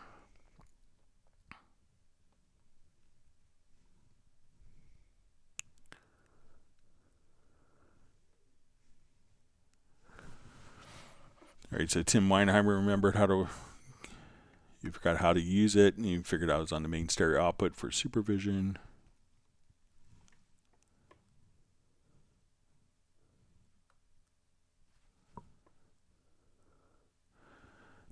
All right, so Jack Bourne just says how to calibrate the metering. So I'm not sure if you have to calibrate the metering.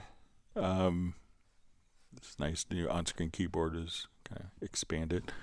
But so let's say if I come here and let's add an audio track, you know, and one way to kind of test it is I will come over here to the control room. And if we put a test tone on as an insert, so let's come over here to tools, we'll say test generator. So if we see that this is generating at minus 18 dB, we can see that. And let's come over, let's say to our meter. If we open up supervision afterwards, under the analyzer section, we could see. So I don't think you really have to do any calibration of the internal metering, but maybe if you're sending it externally and out of your converter, but it's not really like an internal issue. So, but let me know if I'm misunderstanding.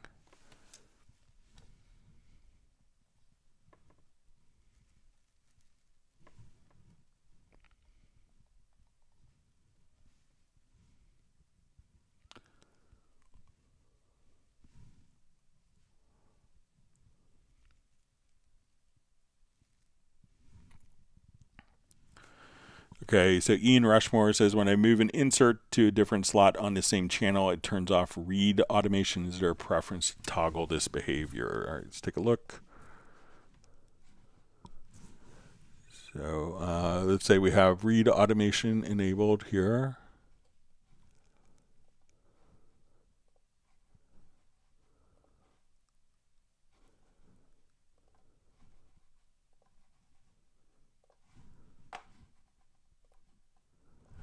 Okay, so read automation, so I'm going to come over here, move that. So my read automation is still enabled.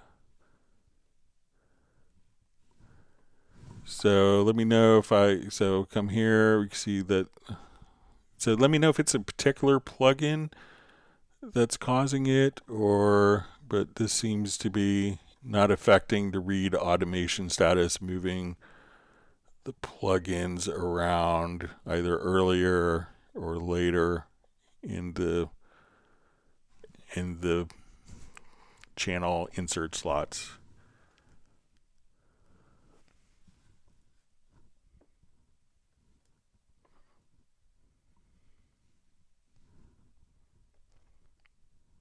All right, wonderful to see Randy from ProWash DFW. All right. All right, Club to Breathe is checking in from Rio. Thanks for joining us.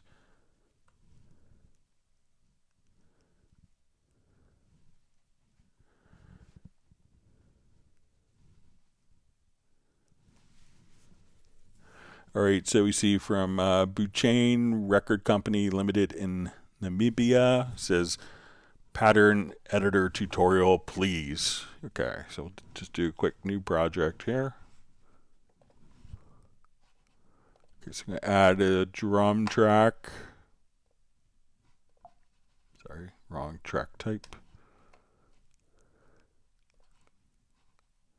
And we'll make this a pattern event. I'll load up a quick preset. We can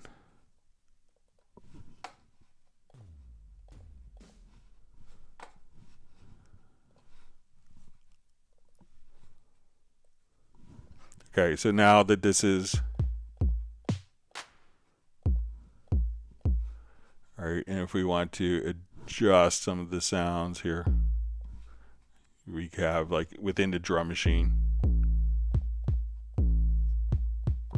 All right, so we come over here to our pattern editor, and once we see kind of our pattern editor, this has automatically extracted all of the names from the drum.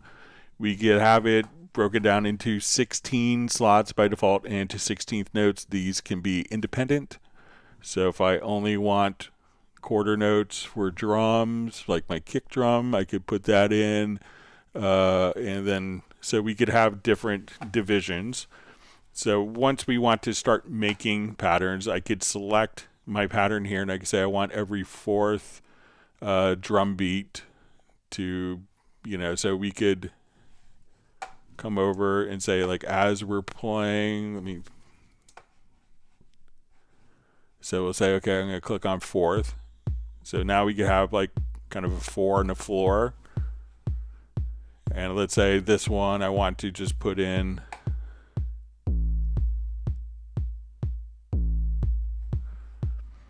all right, so we could just very easily come over here and say, okay, I want to put in snares. Now, what's great about this also is we could have random functions. So I could just take my snares and just randomly put in snares, and we could have different density levels. So if I want to add more density to my snares, I could just click on random.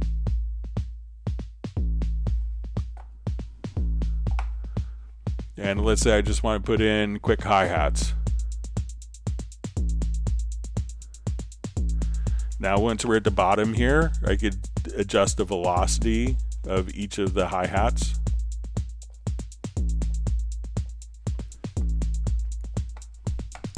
And let's come over and say, okay, I want to switch this to 30-second notes instead. So as we wanted to come over, we could just say, okay, let's put in 30-second notes.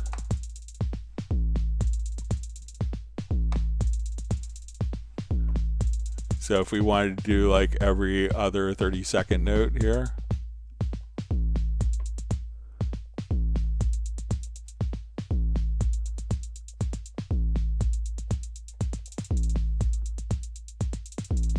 And I wanted to increase the velocity. And let's put in a hand clap, let's say on 2 and 4. And let's say on this hi-hat, I want to put in repeats. I could click on the repeats here and just say,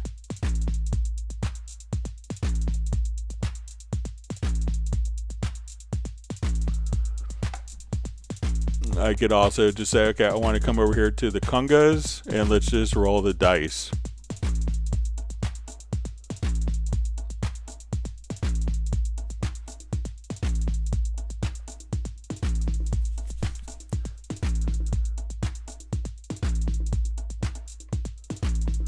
And we could adjust something called play probability. So if I wanted to come over here, we could say this conga is going to play 64% of the time. So we could make sure it's not playing the same pattern over and over again. I wanted to come over here, we could adjust the play probability. But let's say I want to put in maybe like a more of a, I want to do 12 divisions here. So we could put in more of polyrhythms. But I want this pattern to play backwards, then forwards, so we could alternate.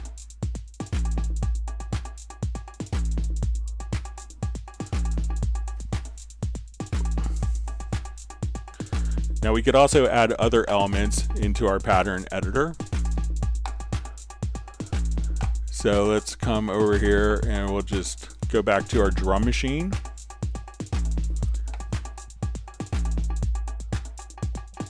So say I want to take that sound and I want to adjust maybe the pitch of it. So I'm going to right click and we could say let's go to the pattern editor and add that parameter. So we go back to our pattern editor.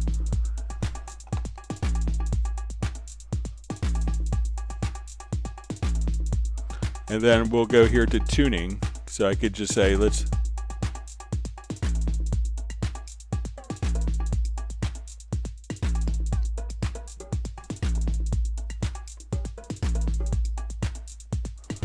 so we could bring in other components of that. And if I like this pattern, I want to build more on it, I just say, let's duplicate this pattern. And here I want to add shakers. And I want to add the shakers like every third.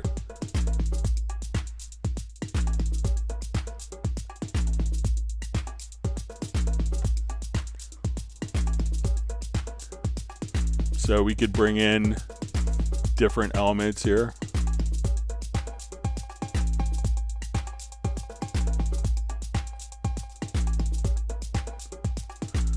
And let's say I want this pattern to always play backwards. And I want the cowbell to be behind the beat. And add swing. So let's come over here, let's just add a new pattern and just have it completely randomized. And we could randomize by different criteria. So if we want it to be musically randomized, a hybrid randomization, or completely full. So I could just roll the dice here. And then I could just kind of edit these different sources. Say I want this. Now, once I have these patterns that I like, I could drag them to my desktop. I could make copies just like other parts and say, okay, I want this to be pattern 1, pattern 1, pattern 2, pattern 3, and then pattern 1 again. So we could, all the work that we just did, and this sequencer automatically disables.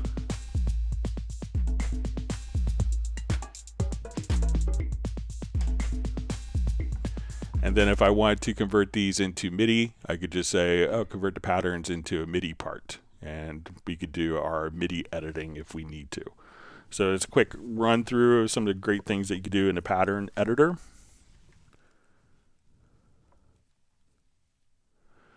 All right, so we see from Bia TM says give multi-track export to artist versions user. So I think that may be one of the things that will stay in the Cubase Pro, but I'll send your feedback regardless. All right. All right, Watch Addicts 12 says, great show. You're a treasure, Greg. Thank you very much for the kind words. All right. So Hood Known says, how to get a job with Steinberg. So, you could always check the, employment opportunities. So when I was working, I've been with Steinberg for 32 years. I just wrote them a letter. So that's how I got started. All right, so we see from FlyV, so I have everything working from OBS, but how do I send the signal to YouTube? So when you have your YouTube channel and you set up to do live streams, you'll get what's called it's like a live stream key. So you need like the stream key, and that will connect it to your YouTube channel.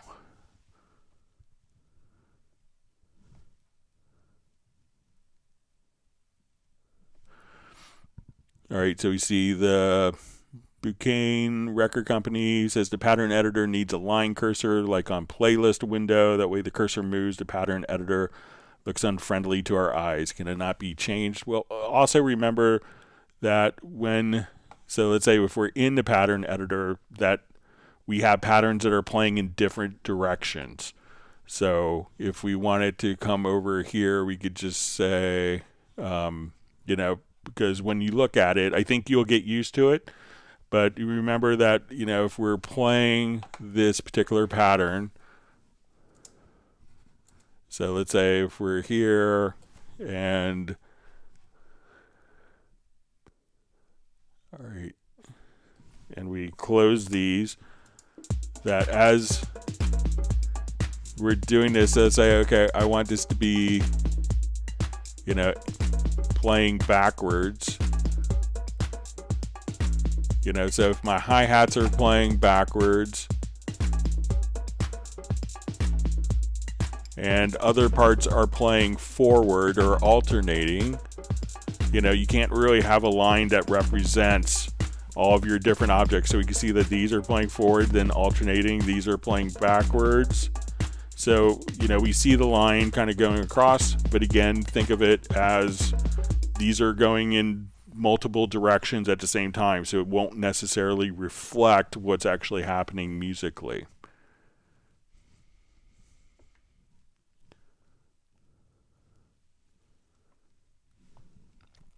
All right, we see Roland Stuff has just made it back to Sussex in England after a delayed journey back from London. Glad you can make it. All right, Chris Higginson's is saying, hi Greg, I'm loving new studio delay. All right.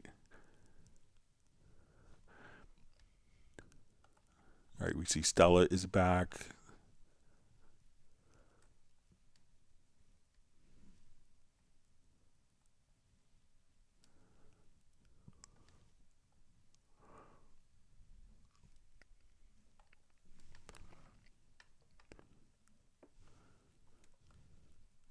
Okay.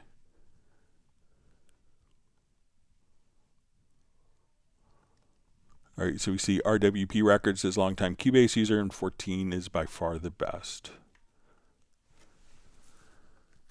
All right, so we see, Greg, is it possible to use the new modulators to control wah, VST, and amp rack? Thanks, I believe so. So let's give it a shot.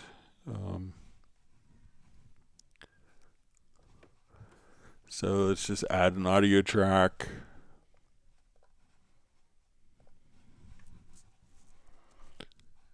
And we'll throw the VST amp rack.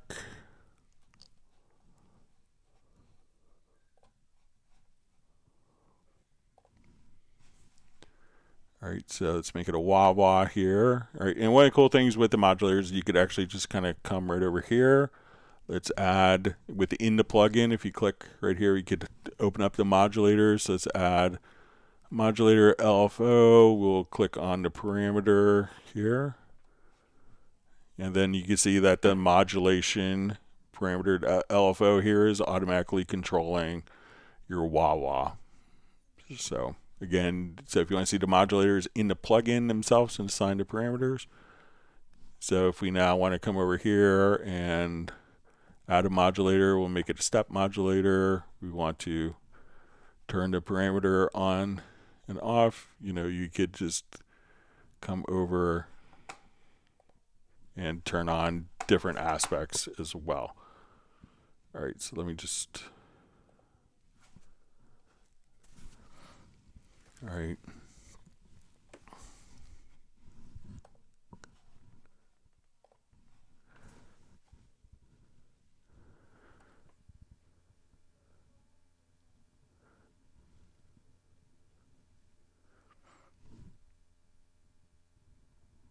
All right, so Club to Breathe just asks, just says, is there a way to bounce every single track into audio tracks after finishing a production? Only audio, no plugins, also backup samples, maybe the Project Logical Editor, Win 10. So if you want to back up everything, so, you know, what you could do is, you know, just if you wanted to bounce everything to audio in a particular production, all you'd have to do is just kind of come over here, and when you go to export audio mixdown, I'll just open up a project that has some more MIDI and stuff in it.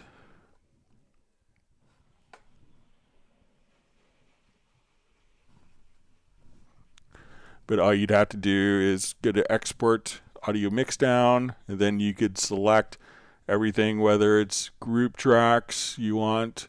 So you could take all of your groups, you could take all of your effect channels, all of your instrument tracks, and that way you could turn them all into audio files.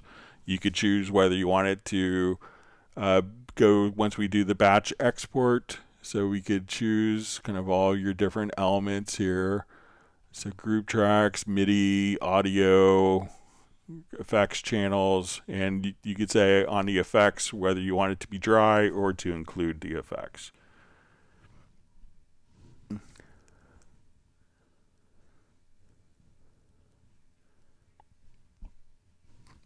All right, Roland Stuff just asks, hi Greg, it's a bit of a long shot, but can you get a selected audio track and MIDI track to appear together in the lower window while making very audio adjustments? It would be great. All right, so let's go ahead and let's come over here. So let's say we have some vocals. Let me just find some in this project here quickly. All right, so let's say we're here. We have our very audio editor.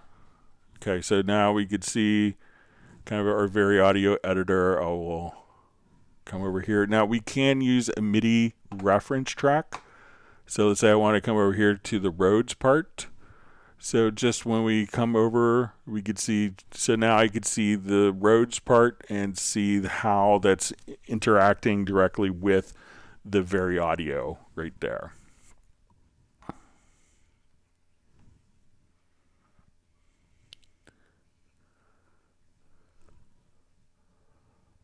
All right. Let's see from IDIS. Just can I do a bug report here? It's a minor bug regarding track colors that has been around since the version 13 UI overhaul. So yeah, if you want to, you could send it to me at clubcubase@steinberg.de.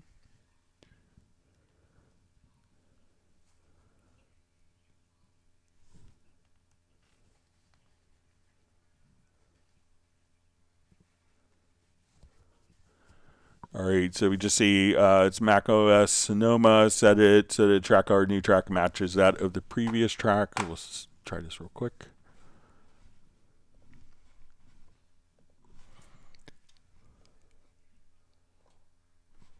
So add an audio track. We will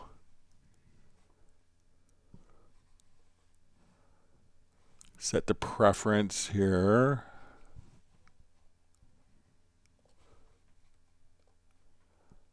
To use the previous track color.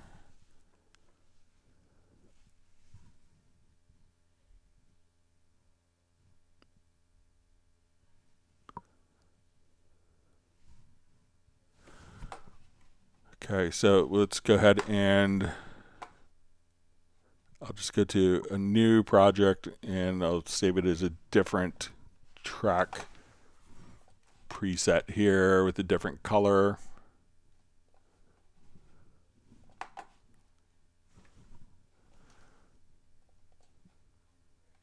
I'll save this as a track preset.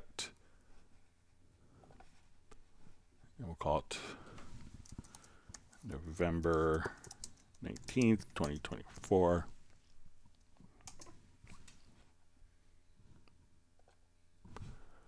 Okay, let's close that.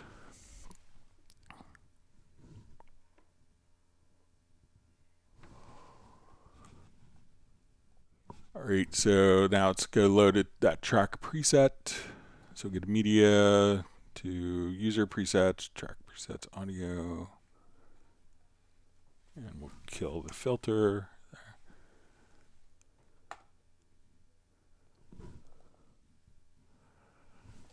Okay. Okay, so then load a track preset which had a different color, which we just saw. Then when it was originally saved, and track colors need to be enabled. The bug is that when you initially load the new track, there are two mismatched colors on it. And it resolves itself by clicking on another track, then clicking back. Like I said, it's a minor bug. It would be nice if it was fixed. So these look the same colors. So let me know if I did, so we can see the track preset here. Let me know if I did anything differently than you did. So, and I'm not sure if the track preset actually saves the color. I'm just seeing kind of further. But I don't think that it has, I don't think that the, track presets actually save the color, but all the functions and settings of the track, because the color is dependent upon, because the color is dependent in the project, not in the file itself for the track preset.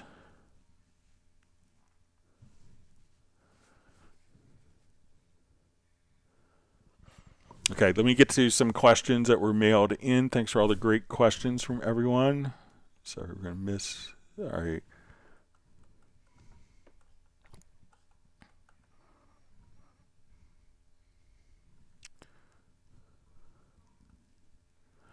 All right, so we have a question. Hello, Greg. Yesterday I imported a 44.1K file into a 48K session, but did not get an error window.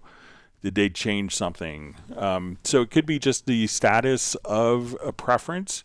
So if you come over here to the preference presets and go to, you go to preferences to editing to audio. So make sure that you have convert to project settings turned on right there. So you just check the status of that preference. I know that, let me clear my throat. I know that there were some preferences that had different default behaviors. I don't remember if that was one of them, but check that particular preference. I think that will resolve it for you. All right, so we see Chris Hallam from Athens, Georgia is wondering if you know whether Steinberg made any accessibility improvements in Cubase Pro 13. I was doing some reading recently, came across the research article from 2020 that evaluated other DAWs, and Cubase seemed to score the lowest of the three DAWs in terms of users' ability to navigate the software with only a screen reader. It seems like it's been an ongoing issue with Cubase. And it says, do you know if there is any kind of roadmap to improve the user experience for those who need assistive technologies?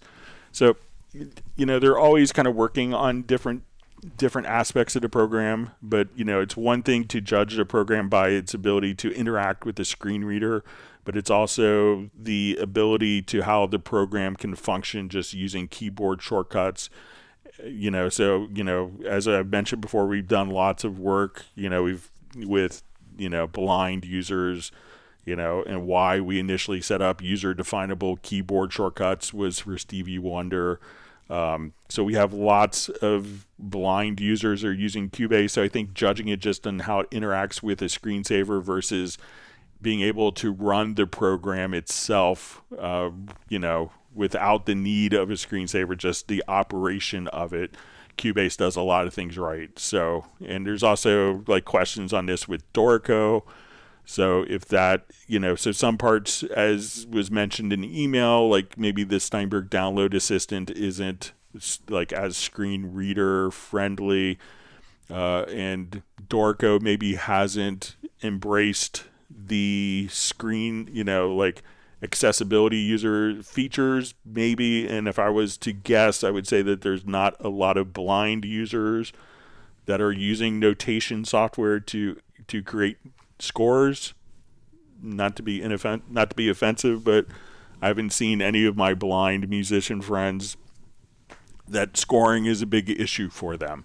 So there may be less features for that. And there's other, I realize that there's other, assistance features that are needed for different people.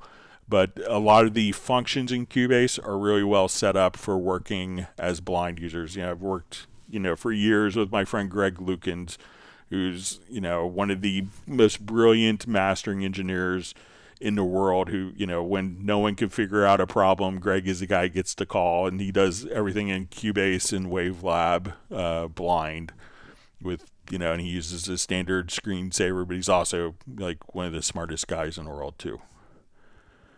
All right.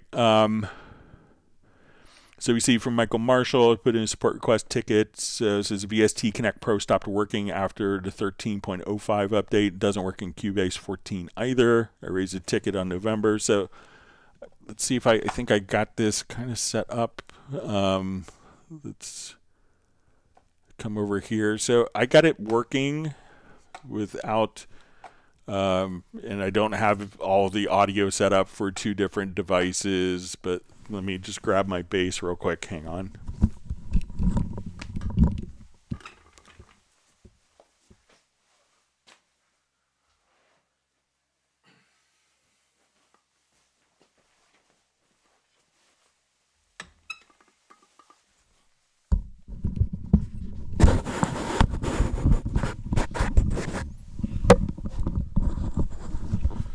So as I mentioned, I don't have everything kind of connected for two-way where you could hear it in time, but we'll come over here. Let's set this up for a quick recording. So I'm going to run this on the same computer, so where we could have our VST Connect Performer open, and I'm going into a different audio interface. So if we want to come over here, let's log in.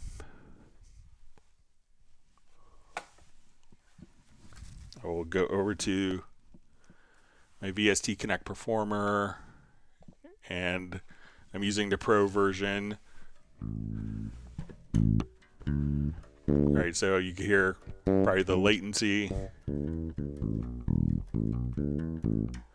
So this computer is, so we could see kind of the VST Connect Performer here, and what I'm going to do is just a quick recording. All right, so we'll come over here and just set the audio output device, and and I just did because I'm on the same network, I just created the session right from here. So as I play, I'm plugged into the audio interface that's connected to the VST Connect Performer, which is going to be a Steinberg IXO, interface. So when you look at it, we could see as we come over here that we could see that we're going to have our IXO interface, and the other interface is going to be a UR. But as I wanted to just kind of record, we could just all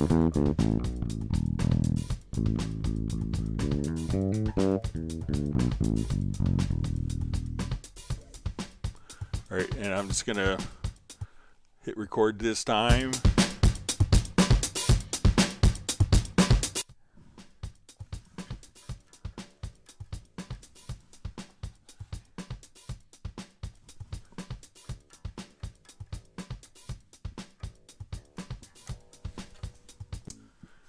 So, and now we can see, so I'll just do the recording one more time here, just so we can, so as I play the bass,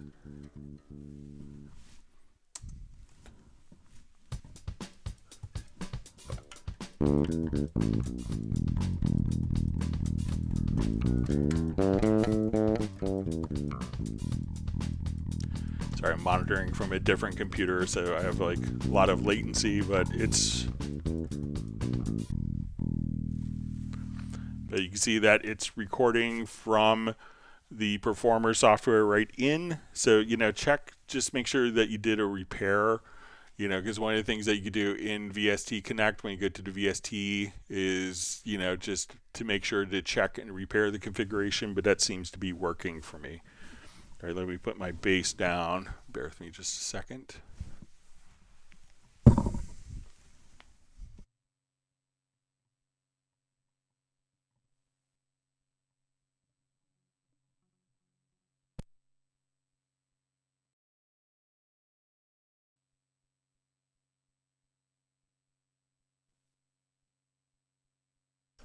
All right, so let's go to the next question. All right, and I think this from the artist knows love says, I would like to ask about the nulling process comparing against a stereo mix to prepare the audio for an Atmos mix. Using all the programs, would you think best Cubase or Wavelab? So if you were, so I'm not sure if you want to like take the stereo mix and take the Atmos down mix and compare the two, or have the stereo mix. So you could take your stereo mix and have that automatically play back in your stereo, like, left, right fixed channels. And then, but there's no like way I know of nulling it, because the Atmos down mix is certainly going to be different than what your original file, the stereo mix, would be.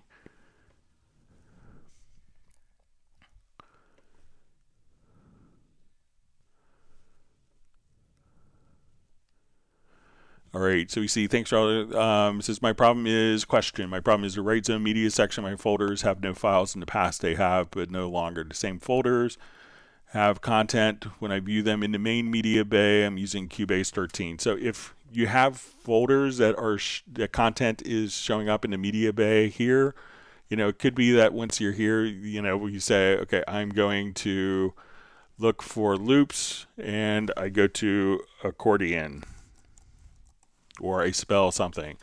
So when I type in accordion and I look in this folder, I may not see anything because of a particular filter. So always come over here, and you could just say, okay, you want to reset the attribute filter, which is this icon here, and then all of the different content should show up for you.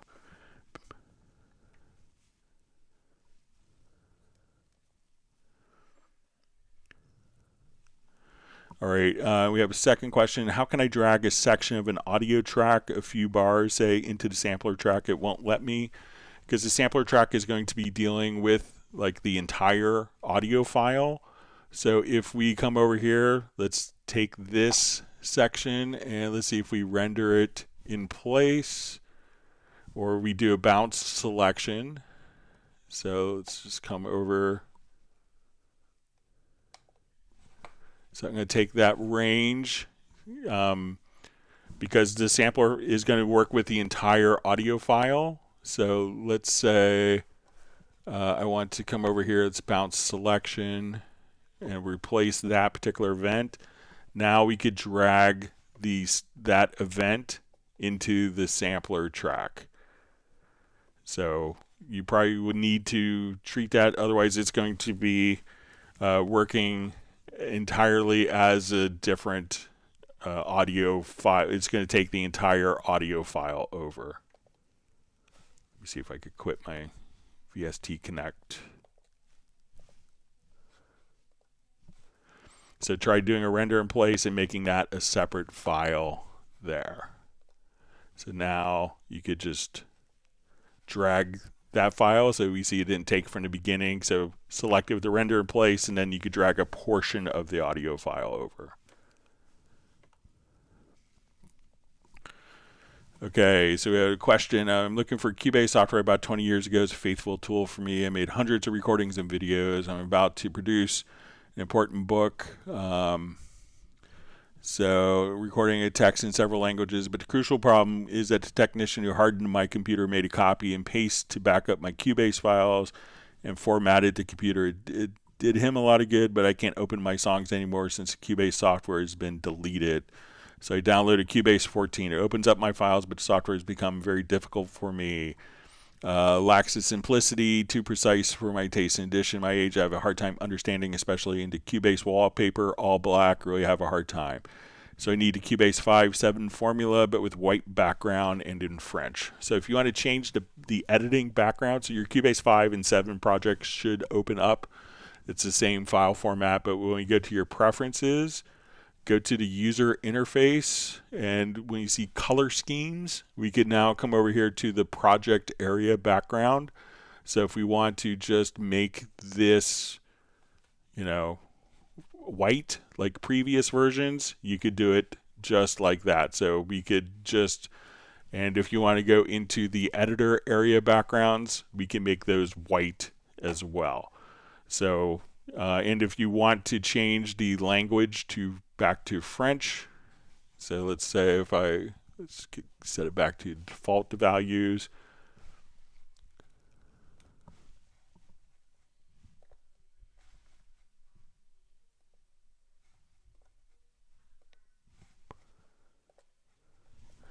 You would go to the preferences, and under general, this is where you could change the language right there.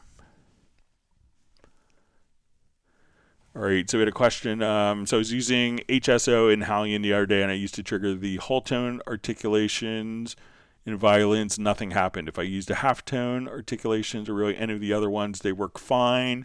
To the best of my knowledge, this has begun since I installed Absolute 6, because when I just had the standalone HSO, those whole tone articulations worked. All right, so let's take a listen. So I guess the question is, do the whole tone trills work inside of HSO? So I just prepared a quick project here with a violin. So let me just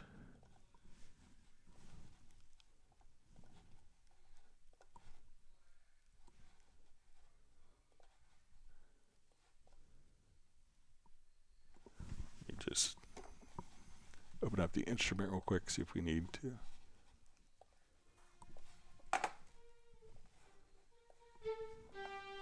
Okay, so we'll play this back.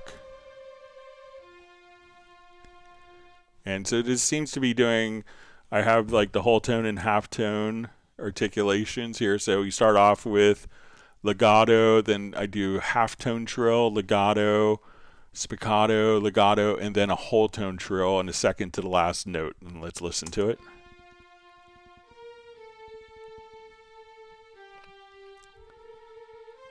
So half tone there. Spiccato. Whole tone trill. So to me, and I'm running this in Absolute 6 as well, inside of Hallian or Hallian Sonic, and the whole tone trill seems to be working just fine. All All right, let me jump back, see if we get one more question in before we wrap up. Thanks for all the great questions. I hope that everyone's learned a new tip or trick. And if you have, make sure that you actually hit the like button and subscribe to the channel.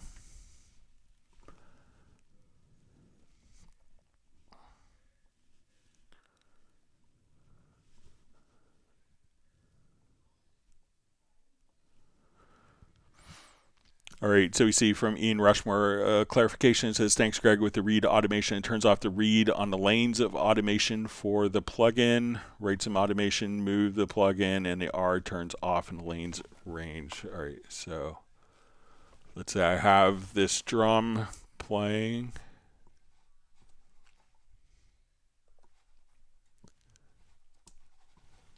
I'll just do a quick new project here.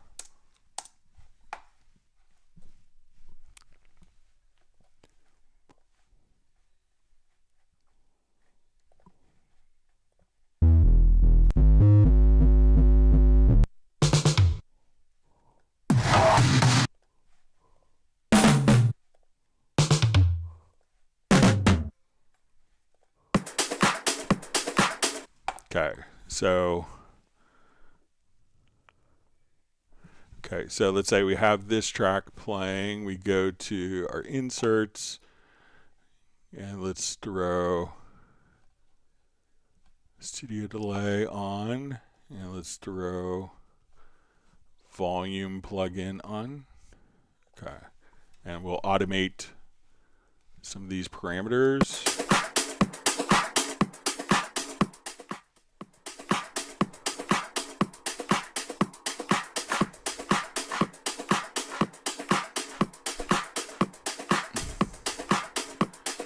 Okay, so now when you play it back,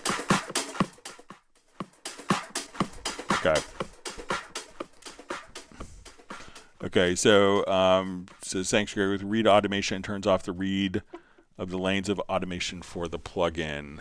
All right, so let me change the order of this. Okay, so why it's doing that is because when we look at the automation, it's not necessarily for the plugin parameter, but what we're seeing is the automation is for insert. So let's say if I come here, so it changes the, the automation value is insert 1, this parameter, insert 2, this parameter, insert 1, this parameter, so that when we turn it on, so let's say we moved the studio delay, and we move the modulation amount. Now I could just turn it on, but by default, it's using, so I think it's a good safety mechanism so that it actually turns off the parameters if you don't want it, but the automation data is still there. But again, it's not necessarily these parameters, it's these parameters in this particular insert slot. So it's kind of the insert slot is kind of the container for the parameters. So when we move it to a different insert, you may not want those same parameters, but they are there. So I think that's kind of the reasoning behind that. All right, so with that, we are at 4 hours. I want to thank everyone for all the great questions. And if you've learned a new tip or trick, make sure you hit the like button. We'll be back on Friday. A week from Friday, there will be no live stream. Just a quick reminder, our last live stream of the month will be Tuesday, 1 week from today. So with that, we'll go ahead and wrap up. I want everyone to stay safe and healthy, and we'll see you back on Friday of this week. Take care. Goodbye.